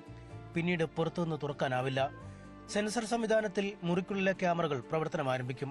കുഞ്ഞിന്റെ ഭാരവും ഊഷ്മാവും രേഖപ്പെടുത്തും. മുറിക്കുള്ളിലെ താപനില ക്രമീകരിക്കപ്പെടും. കുഞ്ഞെത്തിയ വിവരം ആശുപത്രിയിലെയും ശിശുക്ഷേമ സമിതിയിലെയും ഉദ്യോഗസ്ഥർക്ക് ഫോണിൽ ലഭ്യമാവും. 2.5 മിനിറ്റിനുള്ളിൽ കുഞ്ഞിനെ സുരക്ഷിത കരങ്ങളിലേക്ക് മാറ്റാൻ കഴിയുന്ന രീതിയിലാണ് ക്രമീകരണങ്ങൾ. ഇവിടെ കുട്ടിയുമായിട്ട് കയറി നമ്മൾ സ്വിച്ച് നിൽക്കുമ്പോഴത്തേക്ക് ഡോർ ഓപ്പൺ ചെയ്യും. ആ ഡോർ ഓപ്പൺ ചെയ്യുമ്പോഴത്തേക്ക് ഒരു തൊട്ടിലുണ്ട്. ആ തൊട്ടിലിൻ്റെ അകത്തോട്ട് കുട്ടിയെ പ്ലേസ് ചെയ്യുന്നു. ഈ വെക്കുന്ന ഒരാളുടെയും ഐഡന്റിറ്റി ഇതിൻ്റെ അകത്ത് പുറത്തു പോവില്ല. വെച്ച് കഴിഞ്ഞ് ക്ലോസ് ചെയ്യുമ്പോഴത്തേക്ക് ആ മൊമെന്റിൽ തന്നെ ഒരു ഫോട്ടോ ജനറേറ്റ് ചെയ്യും. കുട്ടിയുടെ വെയിറ്റ് അനലൈസ് ചെയ്യും, ടെമ്പറേച്ചർ അനലൈസ് ചെയ്യും. ഇതിൻ്റെ നോട്ടിഫിക്കേഷൻസ് കംപ്ലീറ്റ് നമുക്കിവിടെ ഇവിടുത്തെ കോഴിക്കോട് ഹോസ്പിറ്റലിൻ്റെ മെഡിക്കൽ സൂപ്രണ്ടന്റ്, അത് ഇവിടുത്തെ നഴ്സിംഗ് ഹെഡ്, നമ്മുടെ കളക്ടർ, ജില്ലാ കളക്ടർ, പിന്നെ ശിശുക്ഷേമ വകുപ്പ്, ഇവർക്കെല്ലാവർക്കും ഇതിന്റെ നോട്ടിഫിക്കേഷൻസ് പോകും. സോ ഈ ഹോസ്പിറ്റലിനോടും കൂടി ചേർന്നായതുകൊണ്ട് ഹോപ്പ്ഫുള്ളി വിത്തിൻ 5 to 10 മിനിറ്റ്സിനുള്ളിൽ തന്നെ ആള് വന്ന് ബാക്ക് ഡോർ ത്രൂ, ഫ്രണ്ട് ഡോറും അല്ല ബാക്ക് ഡോർ ത്രൂ എടുത്ത് കുട്ടീനെ അപ്പം തന്നെ സേഫ് ആക്കുക, കസ്റ്റഡിയിൽ കൊണ്ടുപോവുക എന്നുള്ളതാണ് ഇതിന്റെ ഒരു പ്രോസസ് എന്ന് പറയുന്നത്. അമ്മത്തൊട്ടിലെത്തുന്ന കുട്ടികളുടെ സുരക്ഷയടക്കമുള്ള കാര്യങ്ങളിൽ പലപ്പോഴും ആശങ്കകൾ ഉയർന്നിരുന്നു. ഇക്കാര്യങ്ങളടക്കം പരിഗണിച്ചാണ് പുതിയ രൂപകൽപ്പന. ശിശുപരിചരണ കേന്ദ്രത്തിലെ ഉത്തരവാദിത്തപ്പെട്ട ചുമതലപ്പെട്ട ആളുകൾ, ഹോസ്പിറ്റലിലെ സൂപ്രണ്ട് അടക്കം ചുമതലപ്പെട്ടവർ, അവർക്കെല്ലാം തന്നെ മൊബൈൽ ആപ്ലിക്കേഷനിൽ പ്രത്യേകമായിട്ടുള്ള റിങ് പോകും. അപ്പോൾ സ്വാഭാവിക ഒരു സംശയം തോന്നും, സാധാരണ ഒരു റിങ്ങോ മെസ്സേജോ ആയിരിക്കുമെന്നാണ്. നമ്മുടെ മൊബൈലിലേക്ക് എങ്ങനെയാണോ കോൾ വരുന്നത് അതുപോലുള്ള പ്രത്യേകമായിട്ടുള്ള അലാറമായിരിക്കും. അപ്പോൾ സ്വാഭാവികം ഈ അലാറം കേൾക്കുമ്പോൾ ഈ ആപ്ലിക്കേഷൻ ഉപയോഗിക്കുന്ന ആളുകൾക്കെല്ലാം കൃത്യമായി അറിയാൻ പറ്റും കോഴിക്കോട് അമ്മത്തൊട്ടിൽ കുഞ്ഞെത്തിയിട്ടുണ്ട് എന്ന് നമുക്കറിയാൻ സാധിക്കും. 32 ലക്ഷമാണ് അമ്മത്തൊട്ടിലിന്റെ നിർമ്മാണ ചെലവ്.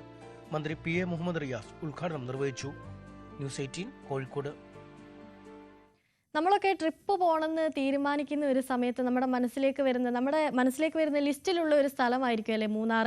ആ മൂന്നാറിൽ ഇപ്പോൾ തിരക്കൊഴിയുന്നില്ല എന്നുള്ള വാർത്തകളാണ് പുറത്തു വരുന്നത്. മൂന്നാറിലെ പ്രധാന റോഡുകളിലെല്ലാം വാഹനങ്ങൾ നിറഞ്ഞതോടെ ഗതാഗതക്കുരുക്കിൽ വലയുകയാണ് വിനോദസഞ്ചാരികൾ. മൂന്നാർ മാട്ടുപ്പെട്ടി റൂട്ടിലും രാജമല റൂട്ടിലുമാണ് ഗതാഗതക്കുരുക്ക് രൂക്ഷമായിരിക്കുന്നത്. മഴയാണെങ്കിലും തണുപ്പും മഞ്ഞും നിറഞ്ഞ കാലാവസ്ഥ ആസ്വദിക്കാൻ മൂന്നാറിലേക്ക് നിരവധി സഞ്ചാരികളാണ് എത്തുന്നത്. സഞ്ചാരികളുടെ തിരക്ക് വർദ്ധിക്കുമ്പോഴും തലവേദനയാകുന്നത് മൂന്നാറിലെ ഗതാഗതക്കുരുക്കാണ്. മണിക്കൂറുകൾ നീളുന്ന ഗതാഗതക്കുരുക്കാണ് ദിവസവും അനുഭവപ്പെടുന്നത്. മൂന്നാർ ടൗണിലും മാട്ടുപ്പെട്ടി റൂട്ടിലും രാജമല റൂട്ടിലുമാണ് ഏറ്റവും കൂടുതൽ ഗതാഗതക്കുരുക്ക്. ടൗണിലെ ഗതാഗതക്കുരുക്കിൽ കുടുങ്ങിക്കിടക്കുന്ന നിരവധി സഞ്ചാരികളാണ് മറയൂരിലേക്കടക്കമുള്ള യാത്ര അവസാനിപ്പിച്ച് മറ്റു മേഖലകളിലേക്ക് പോകുന്നത്. യാത്രക്കാരാണേലും അതുപോലെ തന്നെ ഈ വരുന്ന ആൾക്കാരാണേലും ട്രാഫിക് കുരുക്കിൽപ്പെട്ട് വളരെയധികം ബുദ്ധിമുട്ടുകൾ അനുഭവിക്കുകയാണ്. ഇവിടെ ആൾക്കാർ വരുന്നത് കൂടുതലും അവർ ഈ പ്രദേശത്തിന്റെ സൗന്ദര്യം ആസ്വദിച്ച് മടങ്ങുക എന്നുള്ള ഉദ്ദേശത്തോടെയാണ് അവർ വരുന്നത്. പക്ഷേ വരുന്ന ആളുകൾക്ക് ഈ വണ്ടിയിൽ നിന്നും ഇറങ്ങി സ്വസ്ഥമായിട്ട് അവർ ഡെസ്റ്റിനേഷനിൽ എത്താനായിട്ടുള്ളൊരു അവസരമൊക്കെ ഉണ്ടാകുന്നില്ല. മണിക്കൂറുകളോളം ഗതാഗതക്കുരുക്കിൽപ്പെട്ട് ഈ വാഹനങ്ങൾ ഇവിടെയെല്ലാം കിടക്കുകയാണ്. ഗതാഗത കുരുക്കിന് പരിഹാരം കാണാൻ കഴിഞ്ഞില്ലെങ്കിൽ ഒരിക്കൽ ഗതാഗത കുരുക്കിൽപ്പെടുന്ന സഞ്ചാരികൾ വീണ്ടും മൂന്നാറിലേക്ക് എത്താൻ മടിക്കും. ഇത് വിനോദസഞ്ചാര മേഖലയ്ക്ക് തന്നെ വലിയ തിരിച്ചടിയായി മാറുമെന്നതിൽ സംശയമില്ല. ന്യൂസ് 18 മൂന്നാർ. ഓണത്തെ വരവേൽക്കാൻ ചെണ്ടുമല്ലിപ്പാടം ഒരുക്കി പിരപ്പൻകാട് ഗ്രാമം. തിരുവനന്തപുരം ജില്ലയിലെ മുതാക്കൽ ഗ്രാമപഞ്ചായത്തിലെ പിരപ്പൻകാട് പാടശേഖരത്താണ് ചെണ്ടുമല്ലിയും വാടാമല്ലിയും വർണ്ണ വൈവിധ്യങ്ങൾ വിരിയിച്ച് പൂത്തുലഞ്ഞു നിൽക്കുന്നത്. 2 പതിറ്റാണ്ടിലധികം തരിച്ചു കിടന്ന പാടങ്ങൾ പൂർണ്ണമായും നെൽകൃഷിയിലേക്ക് തിരിച്ചുകൊണ്ടുവന്ന് ശ്രദ്ധ നേടിയ പിരപ്പൻകാട് പുഷ്പകൃഷിയിലും പുതിയ മാതൃക തീർക്കുകയാണ്. വയലിന്റെ കരയിലുള്ള 1.5 ഏക്കർ പറമ്പിൽ വസന്തം വിരിച്ചുകൊണ്ടാണ് പിരപ്പൻകാട് പുതിയ ചരിത്രമെഴുതാൻ ഒരുങ്ങുന്നത്.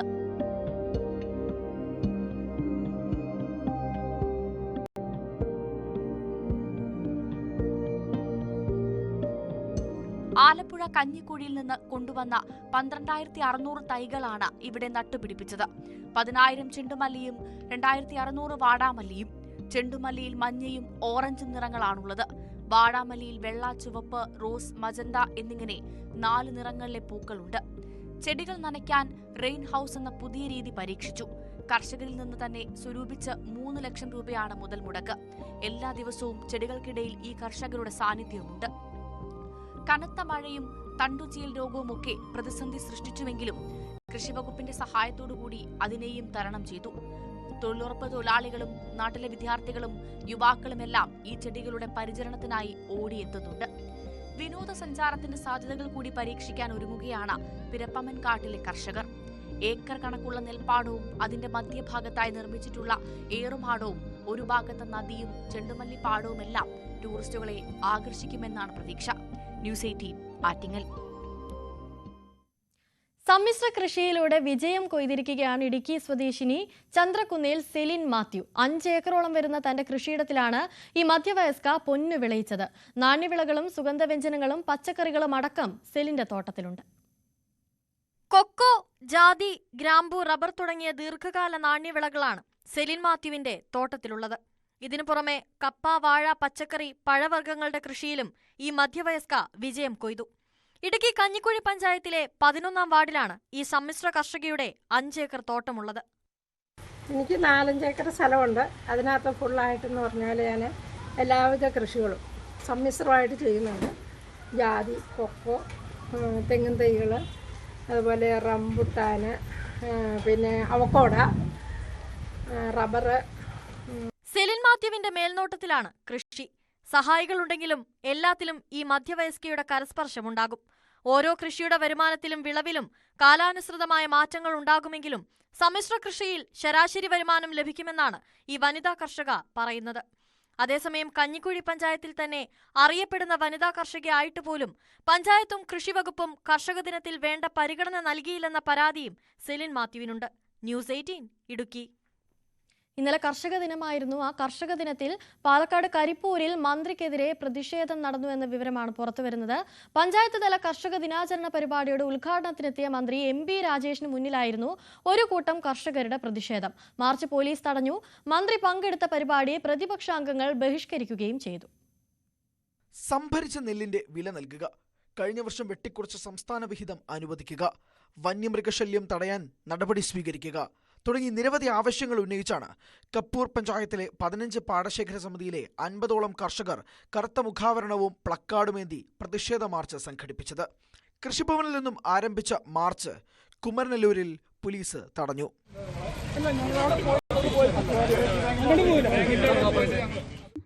ഞങ്ങള് പ്ലക്കാർഡ് പിടിക്കാൻ തീരുമാനിച്ചിട്ടില്ല, കറുത്ത മാസ്ക് ധരിക്കാൻ തീരുമാനിച്ചിട്ടില്ല, ഇങ്ങനെ പ്രതിഷേധ പരിപാടിയായിട്ട് ഞങ്ങൾ വരാൻ തീരുമാനിച്ചിട്ടില്ല. ആ വേദിയിൽ ഞങ്ങൾക്കൊരു 10 മിനിറ്റ് ഞങ്ങളുടെ പ്രയാസങ്ങൾ അധികാരിയുടെ മുന്നിൽ നമ്മുടെ ബഹുമാനപ്പെട്ട തദ്ദേശ വകുപ്പ് മന്ത്രി രാജേഷ് അവർ വരുന്ന ആ വേദിയിൽ 10 മിനിറ്റ് സംസാരിക്കാനാണ് ഇവർ അധികാരികളോട് നമ്മൾ അനുവാദം ചോദിച്ചത്. അത് കർഷകർക്ക് മുടക്കുകയാണ് നമ്മുടെ അധികാരികൾ ചെയ്തത്. കുമരനെല്ലൂർ സ്കൂൾ ഓഡിറ്റോറിയത്തിൽ നടന്ന കപ്പൂർ കർഷക ദിന പരിപാടിയിലേക്ക് മന്ത്രി എത്തിയതോടെ പ്രതിഷേധക്കാർക്ക് പിന്തുണ അർപ്പിച്ച് പ്രതിപക്ഷ അംഗങ്ങൾ ചടങ്ങ് ബഹിഷ്കരിച്ചു. മുദ്രാവാക്യം വിളിച്ച പ്രവർത്തകരെ പോലീസ് നീക്കം ചെയ്തു.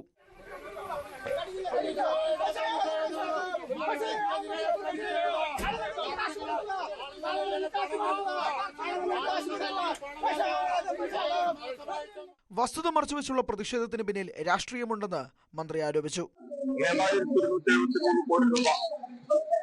കേന്ദ്ര ഗവൺമെന്റിൽ നിന്ന് 1200 കോടി കിട്ടാൻ കുടിശ്ശികയായിട്ടും വലിയ കാലതാമസമില്ലാതെ ബാങ്കിൽ നിന്ന് സർക്കാർ വായ്പയെടുത്ത് കർഷകർക്ക് ബാങ്കിനെ കൊടുക്കുകയാണ്.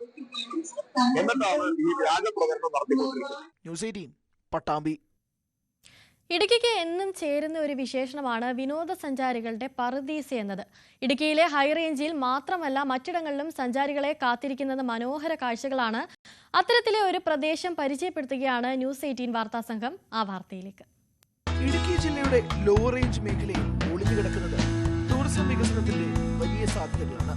തൊടുപുഴയ്ക്ക് സമീപത്തെ ഒരു ചെറിയ സ്ഥലമാണ് പറമ്പാട്ടുമല. തൊടുപുഴയിൽ നിന്ന് 10 കിലോമീറ്റർ അകലം മാത്രം. കലയന്താനിക്ക് സമീപ പ്രദേശം.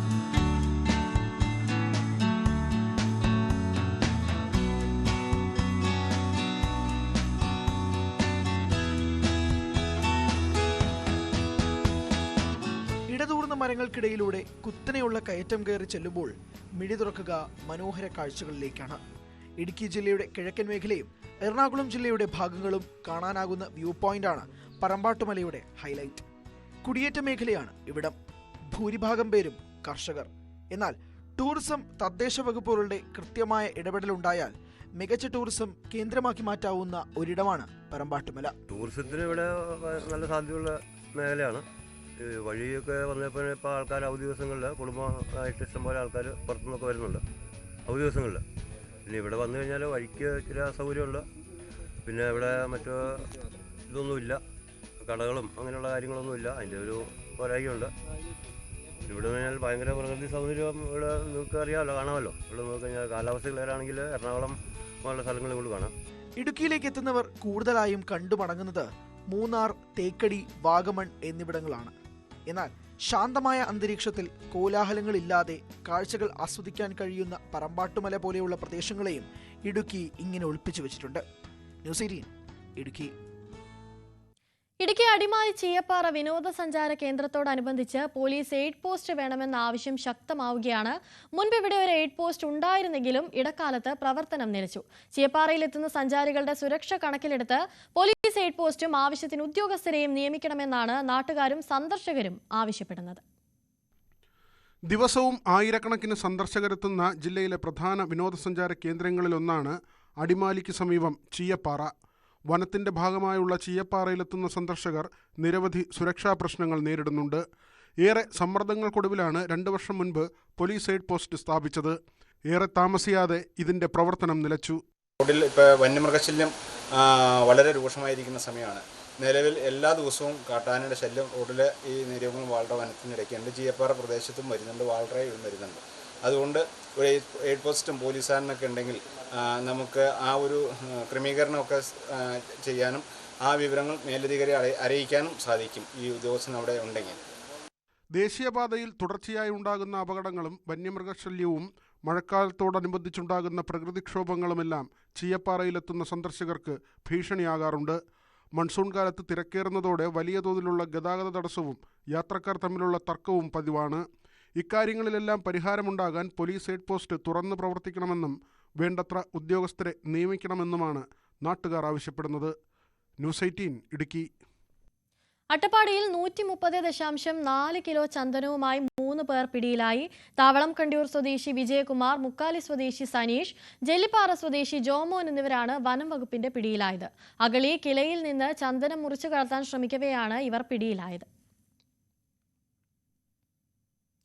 കൂലിയും ബോക്സ് ഓഫീസിൽ സമ്മിശ്ര പ്രതികരണം നേടിയതോടെ എമ്പുരാൻ തീർത്ത റെക്കോർഡ് ഇനി 2025-ൽ തിരുത്തി കുറിക്കില്ല എന്ന് ഉറപ്പായിരിക്കുകയാണ്. ബുക്കിംഗ് തുടങ്ങി ആദ്യ 24 മണിക്കൂറിനുള്ളിൽ 6,25,000 എന്ന ടിക്കറ്റ് നമ്പർ തീർക്കാൻ ഇന്ത്യൻ സിനിമയിൽ ഇതുവരെ ആർക്കും സാധിച്ചില്ല എന്നതാണ് വസ്തുത. രജനീകാന്തും കമൽഹാസനും പ്രഭാസും സൂര്യയും എല്ലാം വന്നിട്ടും ഇപ്പോഴും തലയുയർത്തി നിൽക്കുന്നത് മോഹൻലാൽ ചിത്രമായ എമ്പുരാനാണ്. നമസ്കാരം. 14-ാം തീയതി ലോകേഷ് കനകരാജ് സംവിധാനം ചെയ്ത രജനി നായകനായ കൂലി എന്ന ചിത്രത്തിന്റെ റിലീസ് വരുന്നത് വരെ എല്ലാവരും കാത്തിരുന്നത് ബുക്ക് മൈ ഷോ എന്ന ആപ്പ് വഴി ഉണ്ടാകുന്ന ഈ ചിത്രത്തിന്റെ തള്ളിക്കയറ്റത്തെക്കുറിച്ചാണ്. പ്രധാനമായും തമിഴ് സിനിമാ മേഖലയിൽ ആദ്യമായി 1000 കോടി എത്തുക എന്നുള്ളൊരു വലിയ സ്വപ്ന നേട്ടം ആ സിനിമ റിലീസിന് മുന്നേ വരെ ഉണ്ടായിരുന്നു. പക്ഷേ സിനിമയുടെ ആദ്യ പ്രതികരണത്തിന് ശേഷം അത് അപ്പാടെ തകരുന്ന ഒരു കാഴ്ചയാണ് ഉണ്ടായത്. അപ്പോഴാണ് തിരിച്ച് വീണ്ടും ഇന്ത്യ ഒട്ടാകെ പിടിച്ചുലക്കിയ മോഹൻലാൽ ചിത്രമായ എമ്പുരാന്റെ ബുക്കിംഗിലേക്ക് വരുന്നത്. സ്വാഭാവികമായും ഈ കൂലി എന്ന ചിത്രത്തിന് ലോകേഷും രജനിയും ആദ്യമായി ഒന്നിക്കുന്നു എന്നുള്ള വലിയ സംഭവത്തിൽ ഈ ബുക്കിംഗ് ആപ്പുകളിൽ പോലും ഒരു വലിയ തരംഗം ആദ്യ ദിനം ഉണ്ടാക്കാൻ സാധിച്ചു എന്നുള്ളത് വസ്തുതയാണ്. പക്ഷേ ഈ രണ്ട് ചിത്രങ്ങളും തമ്മിലുള്ള മാർജിൻ എത്ര മാത്രമാണ്? ഒരു മലയാള ചിത്രത്തിന് ഇന്ത്യ ഒട്ടാകെയുള്ള സിനിമാ ഇൻഡസ്ട്രിയെ തന്നെ ഞെട്ടിപ്പിക്കുന്ന തരത്തിൽ മാറ്റാൻ കഴിയുമോ എന്നൊരു വലിയ ചോദ്യത്തിന് നമുക്കിപ്പോൾ മറുപടി പറയാൻ കഴിയും. 2025-ന്റെ അവസാനം വരെ ഇനി ഇതിലും വലിയൊരു വമ്പൻ ചിത്രം വരാനില്ല എന്നുള്ള ഉറപ്പോടുകൂടി തന്നെയാണ് ഈ 2025-ൽ ഏറ്റവും കൂടുതൽ ആളുകൾ ബുക്ക് ചെയ്തത്. പ്രത്യേകിച്ച് ബുക്കിംഗ് തുടങ്ങി ആദ്യ 24 മണിക്കൂറിനുള്ളിൽ ഏറ്റവും അധികം ആളുകൾ ബുക്ക് ചെയ്ത സിനിമയായിട്ട് എമ്പുരാൻ മാറിയിട്ടുണ്ട് എന്നുള്ളത് നമുക്ക് ഉറപ്പിക്കാൻ സാധിക്കും. കാരണം ഏകദേശം മാർച്ച് 27-ന് റിലീസായ ചിത്രം ഇനിയിപ്പോൾ ഡിസംബർ 31 വരെ ഇനി ഈ റെക്കോർഡ് ആരും തകർക്കാൻ പോകുന്നില്ല. തകർക്കുന്നുണ്ടെങ്കിൽ അത് 2026-ൽ മാത്രമായിരിക്കും. അങ്ങനെയാണ് മോഹൻലാൽ ചിത്രമായ എമ്പുരാൻ 6,26,000 ടിക്കറ്റുകൾ, ഏകദേശം 6,25,435 ടിക്കറ്റുകളാണ് ആദ്യത്തെ 24 മണിക്കൂറിൽ ബുക്കിംഗ് ആരംഭിച്ച ആദ്യത്തെ 24 മണിക്കൂറിനുള്ളിൽ വിറ്റഴിക്കപ്പെട്ടത്. ഇത് ചരിത്രമാണ്. ഇത് ഇന്ത്യൻ സിനിമയിൽ തന്നെ നാളിതുവരെ ഉണ്ടായ റെക്കോർഡുകളിലൊക്കെ തീർത്തുകൊണ്ടാണ് എമ്പുരാൻ മുന്നോട്ട് വന്നിരിക്കുന്നത്. കാരണം വലിയ മാർജിനിലാണ് പിന്നീടുള്ള സിനിമകൾ വരുന്നത്. ഇപ്പോൾ നമ്മൾ എടുത്തു നോക്കുകയാണെങ്കിൽ കൂലി പോലും 3,77,000 ടിക്കറ്റുകൾ മാത്രമേ ഉള്ളൂ. ഏകദേശം 3 ലക്ഷത്തിനടുത്ത് വേരിയേഷൻ ഉണ്ട് ഈ രണ്ട് സിനിമകളും തമ്മിലുള്ള ടിക്കറ്റിന്റെ വ്യത്യാസത്തിൽ. അതായത് കൂലിയുടെ നേരെ ഇരട്ടി എന്ന് വേണമെങ്കിൽ പറയാം. ഇത്രയും വലിയൊരു പാൻ ഇന്ത്യൻ തലത്തിൽ ഹിന്ദിയിൽ നിന്ന് ആമിർ ഖാൻ വരുന്നു, തെലുങ്കിൽ നിന്നും നാഗാർജുന വരുന്നു, കന്നഡയിൽ നിന്ന് ഉപേന്ദ്ര വരുന്നു. അങ്ങനെ വലിയ സ്റ്റാർ കാസ്റ്റോടെ വരുന്ന സിനിമകൾക്ക് പോലും ഈ മോഹൻലാൽ ചിത്രത്തിന് മുന്നിൽ അതിന്റെ പകുതി പോലും പിടിച്ചു നിൽക്കാൻ സാധിച്ചില്ല എന്നുള്ളതും ഏറ്റവും പ്രധാനപ്പെട്ട വസ്തുതയാണ്. നമ്മൾ എടുത്തു നോക്കുകയാണെങ്കിൽ മൂന്നാമത്തെ ചിത്രം കൽക്കി, ഇതും വലിയ സ്റ്റാർ കാസ്റ്റിൽ വന്ന സിനിമയാണ്. ഈ കമ്പാരിസൺ വരാനുള്ള പ്രധാനപ്പെട്ട കാരണം ഈ സിനിമകളെല്ലാം തന്നെ ഒരു പാൻ ഇന്ത്യൻ തലത്തിൽ ചർച്ച ചെയ്യപ്പെട്ട സിനിമകൾ എന്നത് മാത്രമല്ല, ഈ സിനിമകൾക്കൊക്കെ തന്നെ ഒരു പാൻ ഇന്ത്യൻ ആക്ടേഴ്സും കൂടി അണിനിരക്കുന്നുണ്ടായിരുന്നു എന്നുള്ളതാണ് വാസ്തവം. ഇപ്പൊ കൽക്കി 2898 AD എന്ന് പറയുന്ന സിനിമ ഇന്ത്യൻ സിനിമയിൽ തന്നെ ഏറ്റവും വലിയ ബ്രഹ്മാണ്ഡമായ ചിത്രമാണെന്നുള്ള കാര്യത്തിൽ തർക്കമൊന്നുമില്ല. പ്രഭാസാണ് ലീഡെങ്കിൽ പോലും ദീപിക പദുകോണും അമിതാഭ് ബച്ചനും തുടങ്ങിയ താരനിര ഈ ചിത്രത്തിൽ അണിനിരക്കുന്നുണ്ട് എന്നുള്ളതാണ് വാസ്തവം. ആ സിനിമയ്ക്ക് പോലും ഈ ചിത്രത്തിന്റെ 7 എത്താൻ സാധിച്ചില്ല. അതിലും ഏകദേശം 3 ലക്ഷത്തിന്റെ ഡിഫറൻസോളം ഈ ചിത്രത്തിന് ആദ്യത്തെ 24 മണിക്കൂറിൽ എമ്പുരാന് ബുക്കിംഗ് കൂടുതലുണ്ടായിരുന്നു എന്നുള്ളത് വാസ്തവമാണ്. നാലാമത്തെ ചിത്രം ജവാൻ, ഷാറൂഖ് ഖാൻ നായകനാക്കി ആറ്റ്ലി സംവിധാനം ചെയ്ത ചിത്രത്തിന് പാൻ ഇന്ത്യൻ തലത്തിൽ റീച്ച് പ്രത്യേകം വേണ്ട ആവശ്യമില്ല. കാരണം ഇതൊരു ഷാറൂഖ് ഖാൻ ചിത്രം ആയതുകൊണ്ട് തന്നെ അത്രയധികം ഹൈപ്പ് ഈ സിനിമയ്ക്ക് ഉണ്ടായിരുന്നു. പ്രത്യേകിച്ച് ഈ ഷാറൂഖ് ഖാൻ ചിത്രം, ഈ ജവാൻ റിലീസാവുന്ന ആ വർഷം 2023-ൽ 3 ചിത്രങ്ങളാണ് ഷാറൂഖിൻ്റെതായി റിലീസായിരുന്നു. ഒന്ന് പത്താൻ, മറ്റൊന്ന് ജവാൻ, പിന്നെ ഒന്ന് ഡങ്കി ആയിരുന്നു. അങ്ങനെ 3 ചിത്രങ്ങൾ ഷാറൂഖിന്റെ റിലീസായ വർഷം. അതിൽ രണ്ടാമത്തെ ചിത്രമായിട്ട് സെപ്റ്റംബർ റിലീസായ ചിത്രം ജവാൻ, അതിന് ആദ്യത്തെ 24 മണിക്കൂർ ഉണ്ടാക്കിയ ബുക്കിംഗ് എന്ന് പറയുന്നത് 2,54,000 മാത്രമാണ്. അഞ്ചാമത്തെ ചിത്രമായ പുഷ്പ 2, പുഷ്പ എന്ന ഭീകരമായ ആദ്യ ഭാഗത്തിൽ നിന്നും റിലീസായ സിനിമ, രണ്ടാം ഭാഗത്തിന് വേണ്ടി പ്രേക്ഷകർ കാത്തിരുന്ന ചിത്രം, സുകുമാർ സംവിധാനം ചെയ്ത ചിത്രം. ആദ്യ ഭാഗത്തിന് കൃത്യമായ അല്ലു അർജുൻ അതിനനുസരിച്ച് ദേശീയ പുരസ്കാരം വരെ ലഭിച്ച ചിത്രം. രണ്ടാം ഭാഗത്തിലേക്ക് വരുമ്പോഴേക്കും അതിനുണ്ടായിരുന്ന ബുക്കിംഗ് എന്ന് പറയുന്നത് 2,18,000 ടിക്കറ്റുകൾ മാത്രമാണ്. ഇവിടെയാണ് ഈ ഡിഫറൻസ് വരുന്നത്. നമ്മൾ ഓരോ ചിത്രങ്ങളായിട്ട് നമുക്ക് ഓരോന്നും പോവാം. പ്രത്യേകിച്ച് മോഹൻലാൽ ചിത്രത്തിലേക്ക് വരുമ്പോഴേക്കും എമ്പുരാന് പൃഥ്വിരാജ് സംവിധാനം ചെയ്യുന്നു എന്നതിലുപരി ലൈക്ക പ്രൊഡക്ഷൻസും ഗോകുലം ഗോപാലൻ പിന്നീട് വരുന്നു. ലൈക്ക പിന്മാറുന്ന ഘട്ടത്തിലേക്ക് അവസാനം വരുന്നു. ആശീർവാദ് സിനിമാസിന്റെ പ്രൊഡക്ഷൻ കമ്പനിയിൽ വരുന്നു. പക്ഷേ ഈ ചിത്രത്തിൻ്റെ ഒരു പാൻ ഇന്ത്യൻ അപ്പീലിലേക്ക് കൊണ്ടുവരാനായിട്ട് മറ്റ് സംസ്ഥാനങ്ങളിൽ നിന്നുള്ള ആക്ടേഴ്സിനെ കൊണ്ടുവരിക എന്നുള്ളൊരു ഗിമ്മിക്ക് പരിപാടി ഇവിടെ പൃഥ്വിരാജ് ചെയ്തിട്ടില്ല. ഇവിടെ ആകെ ചെയ്തത് ഗംഭീരമായ ട്രെയിലർ കൊടുക്കാൻ സാധിച്ചു, ടീസർ കൊടുക്കാൻ സാധിച്ചു, കൃത്യമായ അപ്ഡേറ്റുകൾ ചിത്രവുമായി ബന്ധപ്പെട്ട് നൽകാൻ സാധിച്ചു. പല സംസ്ഥാനങ്ങളിലും പോയി പ്രൊമോഷൻസ് നടത്തി. ഇതെല്ലാം കൊണ്ട് കൃത്യമായ രീതിയിൽ ഈ സിനിമ പാൻ ഇന്ത്യൻ വേഗത്തിൽ വർക്കായി. അത് കേരള പ്രേക്ഷകരിൽ നിന്നും മാത്രമല്ല, ബുക്ക് മൈ ഷോ വഴി ഇന്ത്യ ഒട്ടാകെയുള്ള പ്രേക്ഷകർ ബുക്ക് ചെയ്യുന്നതിൽ നിന്നാണ് 6,45,000 എന്ന ബുക്കിങ്ങിലേക്ക് ഈ സിനിമ മാറിയത്. അതൊരു നിസ്സാര നേട്ടമല്ല. രണ്ടാമത്തെ ചിത്രം നമ്മൾ കൂലിയിലേക്ക് വരുമ്പോഴേക്കും നിലവിൽ കൂലി നേരിടുന്ന ഒരു വലിയ അവസ്ഥയുണ്ട്. കാരണം ഒരു വലിയ ഹൈപ്പിൽ വന്ന ചിത്രത്തിന് ഇപ്പോൾ ലോകേഷിനും ടീമിനും നേരെ വലിയ രീതിയിലുള്ള വിമർശനങ്ങൾ സമൂഹ മാധ്യമങ്ങളിൽ ഉയർന്നുകൊണ്ടിരിക്കുന്ന ഘട്ടത്തിലാണ്. കേരളത്തിൽ രജനീകാന്തിന്റെ ഈ ചിത്രം 20 കോടിയോളം കളക്ട് ചെയ്തിട്ടുണ്ട് എന്നുള്ളതാണ് ഏറ്റവും പുതിയ റിപ്പോർട്ട്. രജനിയുടെ രണ്ടാമത്തെ ചിത്രമാണ് കേരളത്തിൽ 20 കോടി കളക്ട് ചെയ്യുന്നത്. അത് ഒരു നേട്ടമാണെങ്കിൽ പോലും ആദ്യ ദിവസം 151 കോടി രൂപ, രണ്ടാമത്തെ ദിവസം കളക്ഷനിൽ എത്തുമ്പോഴേക്ക് 250 കോടി കടന്നിരിക്കുന്നു. ഞായറാഴ്ചത്തെ കളക്ഷൻ ഇനി ഇന്നത്തെ ദിവസത്തിലേക്ക് എങ്ങനെയാണെന്നുള്ളത് വരേണ്ടിയിരിക്കുന്നു. ഈ ഘട്ടത്തിലൊക്കെയാണ് നിൽക്കുന്നെങ്കിൽ പോലും 1000 കോടി എന്നൊരു സ്വപ്ന നേട്ടം ഈ സിനിമയ്ക്ക് ഉണ്ടായിരുന്നു. പക്ഷേ ആ ഘട്ടത്തിലേക്ക് എത്തിപ്പെടാൻ ഇനി ഈ സിനിമയ്ക്ക് സാധിക്കില്ല. കാരണം അത്രയധികം നെഗറ്റീവ് റിവ്യൂ സിനിമയ്ക്ക് വന്നു കഴിഞ്ഞു.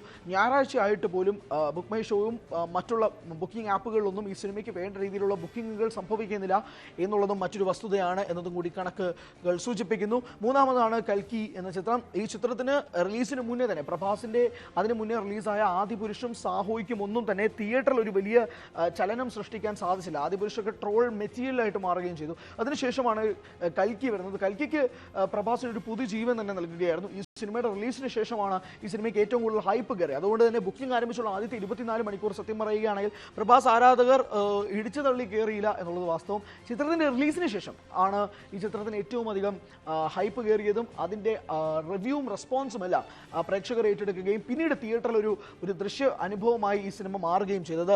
നാലാമതാണ് നമ്മൾ സൂചിപ്പിച്ച ജവാൻ എന്ന ചിത്രം. വലിയ ഹൈപ്പിൽ റിലീസായ ചിത്രം, വലിയ ബാനർ, റെഡ് ചില്ലീസ് തന്നെ, ഷാരൂഖ് ഖാൻ തന്നെ റെഡ് ചില്ലീസ് നിർമ്മിച്ച ചിത്രവും കൂടിയാണ്. അത്രയധികം ബാനറിൽ വന്ന ഒരു സിനിമ, വലിയ ബഡ്ജറ്റിൽ ഒരുങ്ങിയ സിനിമ. ഷാരൂഖ് ഖാനിന്റെ ആ വർഷത്തെ പത്താൻ വലിയൊരു ബ്ലോക്ക് ബസ്റ്ററായി മാറിയതിനു ശേഷം അത്രയധികം ഹൈപ്പും ഉണ്ടായിരുന്നു. കാരണം തമിഴിൽ നിന്ന് നയൻതാരയും വിജയ് സേതുപതിയും കൊണ്ടാണ് ആറ്റ്ലി ബോളിവുഡിലേക്ക് പോയത്. അവിടെ നിന്ന് പോലും ഒരു വലിയ കളക്ഷൻ ഈ സിനിമയ്ക്ക് ഉണ്ടാക്കാൻ സാധിച്ചെങ്കിൽ പോലും ആദ്യത്തെ 24 മണിക്കൂറിൽ വീണ്ടും അത് വലിയൊരു മുന്നേറ്റം ഉണ്ടാക്കാൻ സാധിച്ചില്ല എന്നുള്ളതാണ്. അഞ്ചാമതാണ് പുഷ്പ സൂചിപ്പിച്ചതുപോലെ തന്നെ രണ്ടാം ഭാഗത്തിന് വേണ്ടിയുള്ള കാത്തിരിപ്പുണ്ടായിരുന്നെങ്കിൽ പോലും അതിനും ഒരു വലിയ തരംഗം സൃഷ്ടിക്കാൻ സാധിച്ചില്ല. അവിടെയാണ് മോഹൻലാൽ എന്ന നടൻ മലയാളത്തിൽ മാത്രമുള്ള ഒരു അപ്പിയറൻസ് ഫേസ് ആയിട്ട് മാറാതെ ഇന്ത്യൻ സിനിമ ഒട്ടാകെ ഈ എമ്പുരാന് വേണ്ടി കാത്തിരുന്നു. എമ്പുരാന് പിന്നീട് റിലീസിന് ശേഷം വേണ്ട രീതിയിലുള്ള റെസ്പോൺസ് കിട്ടിയില്ല, അതൊരു നെഗറ്റീവായിട്ട് മാറി എന്നുള്ളത് വസ്തുതയാണെങ്കിൽ പോലും മൂന്നാം ഭാഗത്തിന് വേണ്ടി ഇപ്പോഴും മണിയർ പ്രവർത്തകർ അതിനുള്ള പ്ലാനിങ്ങിലാണെന്ന് കഴിഞ്ഞ ദിവസം മുരളി ഗോപിയുടെ ഇന്റർവ്യൂ വഴിയിട്ടുള്ള അപ്ഡേറ്റും പുറത്തു വന്നിട്ടുണ്ട്. അതുകൊണ്ട് തന്നെ മൂന്നാം ഭാഗത്തിന് വേണ്ടിയിട്ടുള്ള ഒരു കാത്തിരിപ്പ് നിൽക്കുമ്പോൾ പോലും ഈ രണ്ടാം ഭാഗത്ത് ഉണ്ടാക്കിയ ഈ ഒരു റെക്കോർഡ് അത് തകർക്കേണ്ടിയിരുന്നത് ഈ ചിത്രമായിരുന്നു. അത് സംഭവിച്ചില്ല. കാരണം അതിൻ്റെ ഇരട്ടി മാർജിനുണ്ട് ഈ ചിത്രത്തിൻ്റെ ബുക്കിംഗ്. ഇനി ഇത് തകർക്കുന്നത് ഏത് ചിത്രമായിരിക്കും എന്നുള്ളത് ഏറ്റവും പ്രധാനപ്പെട്ട ഒരു ചോദ്യമായിട്ട് നിലനിൽക്കുകയാണ്. സംവിധായകരെ വിശ്വസിച്ച് തിയേറ്ററുകളിൽ പോയ പ്രേക്ഷകർക്കും നിരാശ നിറഞ്ഞ വർഷമാണ് ഇതുവരെയുള്ള കണക്കുകൾ. മണിരത്നത്തിൽ തുടങ്ങി ഏറ്റവും ഒടുവിൽ ലോകേഷ് കനകരാജ് വരെ പ്രേക്ഷകരെ തിയേറ്ററിൽ നിരാശപ്പെടുത്തിയതായാണ് റിപ്പോർട്ടുകൾ വ്യക്തമാക്കുന്നത്. നമസ്കാരം. കഴിഞ്ഞ 2 വർഷങ്ങൾക്കിടയിൽ പ്രേക്ഷകർ ഏറ്റവും കൂടുതൽ ആവേശത്തോടെ നോക്കിയിരുന്ന സംവിധായകരുടെ സിനിമ അങ്ങേയറ്റം പരാജയത്തിലേക്ക് മാറുന്ന കാഴ്ചയാണ് നമ്മൾ കണ്ടത്. അത് തമിഴിൽ നിന്നായാലും മലയാളത്തിൽ നിന്നായാലും ഏറ്റവും കൂടുതൽ ഉണ്ടായിരുന്നത് തമിഴിൽ നിന്നാണ്. AR മുരുകദോസ്, കാർത്തിക് സുബ്ബരാജ്, മണിരത്നം, ഇപ്പോൾ ഏറ്റവും ഒടുവിൽ ലോകേഷ് കനകരാജ് എന്ന് നീണ്ടു നിൽക്കുന്ന സംവിധായകരുടെ നിര, അവരുടെ ഏറ്റവും ഒടുവിലത്തെ ചിത്രങ്ങളെല്ലാം തന്നെ പരാജയത്തിലേക്ക് നീളുന്നൊരു കാഴ്ചയാണ് ഉണ്ടായത്. അതിൽ നമുക്ക് ആദ്യം സംസാരിക്കാനുള്ളത് AR മുരുകദോസ് എന്ന സംവിധായകനെയും അദ്ദേഹം ചെയ്ത സിക്കന്ദർ എന്ന സിനിമയുമാണ്. AR മുരുകദോസിന്റെ ഏറ്റവും ഒടുവിൽ ഇനി സെപ്റ്റംബർ 5 റിലീസാകാൻ പോകുന്നത് പരാശക്തി എന്ന സിനിമയാണ്. സിനിമയിൽ ശിവകാർത്തികേയനാണ് നായകനായെത്തുന്നത്. ആ ചിത്രം റിലീസിന് വരാനിരിക്കെ ഏറ്റവും ഒടുവിൽ AR മുരുകദോസ് ചെയ്തു വിട്ട സിക്കന്ദർ എന്ന സിനിമ ബോളിവുഡിൽ ഒരു വലിയ പരാജയം, ഒരു ഡിസാസ്റ്റർ ആയിട്ട് മാറുന്ന ഒരു സ്ഥിതിയിലാണ് ഉണ്ടായത്. സൽമാൻ ഖാൻ ആരാധകർ പോലും തിയേറ്ററിൽ നിന്ന് കൂവി വിട്ട സിനിമയാണ് സിക്കന്ദർ. അതിൻ്റെ ആകെ കൊണ്ടായിരുന്നത് സന്തോഷ് നാരായണന്റെ BGM മാത്രമാണ് ഏറ്റവും അധികം സോഷ്യൽ മീഡിയയിൽ ചർച്ച ചെയ്തത്. പക്ഷേ ഈ സിനിമ വലിയ പരാജയമായി മാറി. അങ്ങനെ ആണ് തമിഴ് സിനിമയിൽ അല്ലെങ്കിൽ തമിഴ് സിനിമ ആരാധകർക്ക് ആദ്യത്തെ തിരിച്ചടി കിട്ടുന്നത് AR മുരുകദോസ് എന്ന സംവിധായകൻ വഴിയാണ്. രണ്ടാമത്തെ സിനിമ ഇന്ത്യൻ 2, ശങ്കർ എന്ന് പറയുന്ന ബ്രഹ്മാണ്ഡ സംവിധായകൻ ചെയ്തു വിട്ട ഒരു സിനിമ ഇന്ത്യൻ 2. ഇന്ത്യൻ എന്ന ഒരു എവർ ലാസ്റ്റിംഗ് കൾട്ട് ക്ലാസിക്കിൻ്റെ രണ്ടാം ഭാഗം അത് തിയേറ്ററിലേക്ക് കൊണ്ടുവരികയും അത് തിയേറ്ററിൽ അങ്ങേയറ്റം പരാജയമായി മാറുകയും ചെയ്ത ഒരു സിനിമയും കൂടിയായിരുന്നു. ശങ്കറിൻ്റെ ഫിൽമോഗ്രഫിയിൽ ഏറ്റവും ഒടുവിൽ ഇന്ത്യൻ 2-ന് ശേഷം റിലീസ് ചെയ്ത സിനിമ ഗെയിം ചേഞ്ചർ, രാംചരണ് സംവിധാനം ചെയ്ത ഗെയിം ചേഞ്ചർ എന്ന സിനിമയും ഇതേപോലെ തന്നെ ഫ്ലോപ്പ് രീതിയിൽ മാറിയൊരു സിനിമയും കൂടിയാണ്.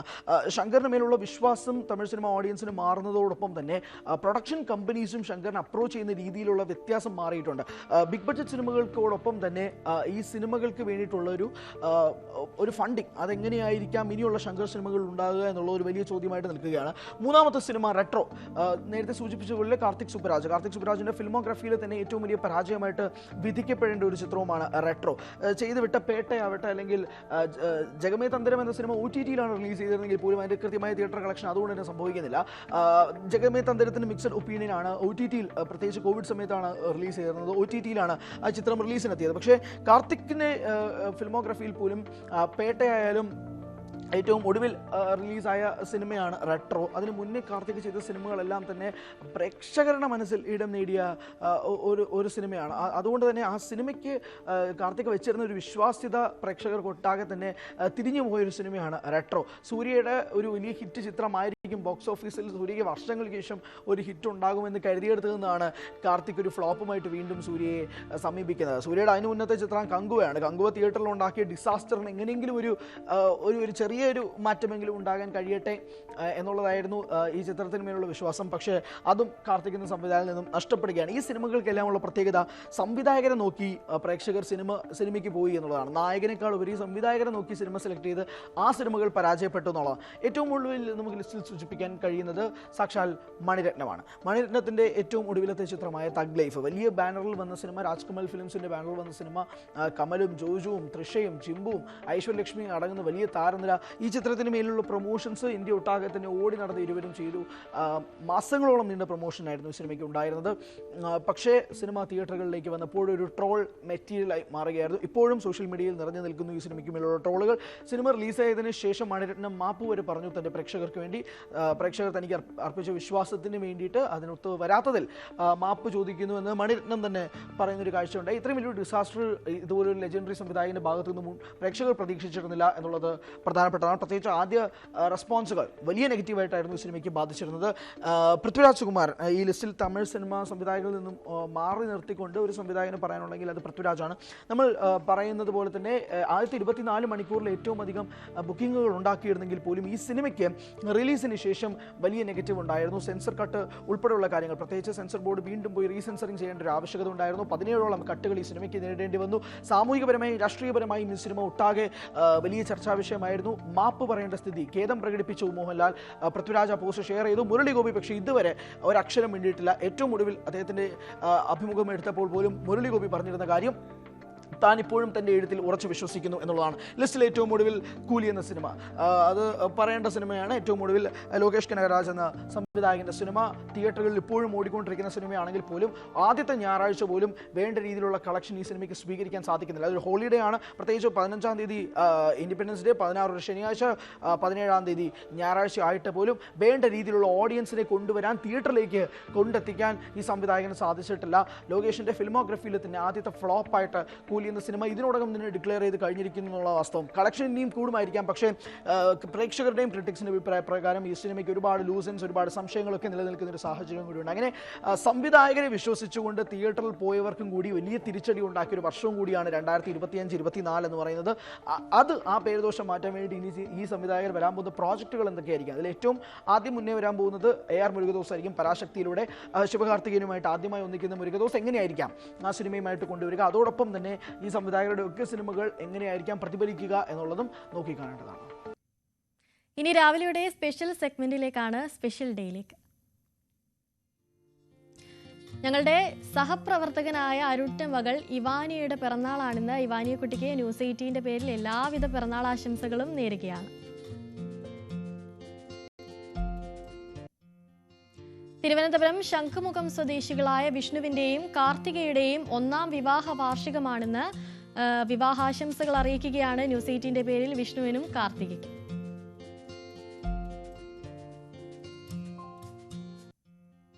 തിരുവനന്തപുരം കൊഞ്ചിറവിള സ്വദേശികളായ അരവിന്ദിന്റെയും ഇന്ദു വർഷയുടെയും 1ാം വിവാഹ വാർഷികമാണെന്ന് ന്യൂസ് 18 പേരിൽ അരവിന്ദിനും ഇന്ദു വർഷയ്ക്കും വിവാഹാശംസകൾ അറിയിക്കുകയാണ്.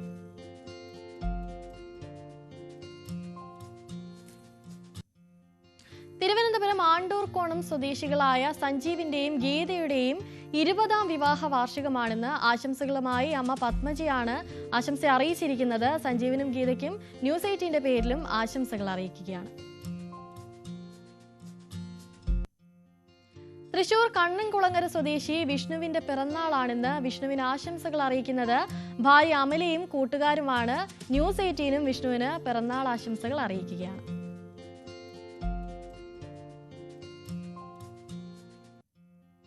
News 18 Keralam senior editor Manjush ഗോപാലിന്റെയും ജയയുടെയും വിവാഹ വാർഷികമായിരുന്നു ഇന്നലെ.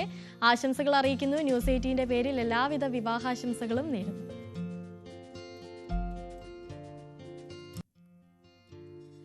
ഞങ്ങളുടെ സഹപ്രവർത്തകൻ അഭിലാഷിന്റെയും ലക്ഷ്മിയുടെയും വിവാഹമായിരുന്നു ഇന്നലെ. അഭിലാഷിനും ലക്ഷ്മിക്കും 1000 വിവാഹാശംസകളും നേരുന്നു. 1000 വർഷം ഇതുപോലെ ഒരുമിച്ച് സന്തോഷത്തോടെ ജീവിക്കാൻ സാധിക്കട്ടെ.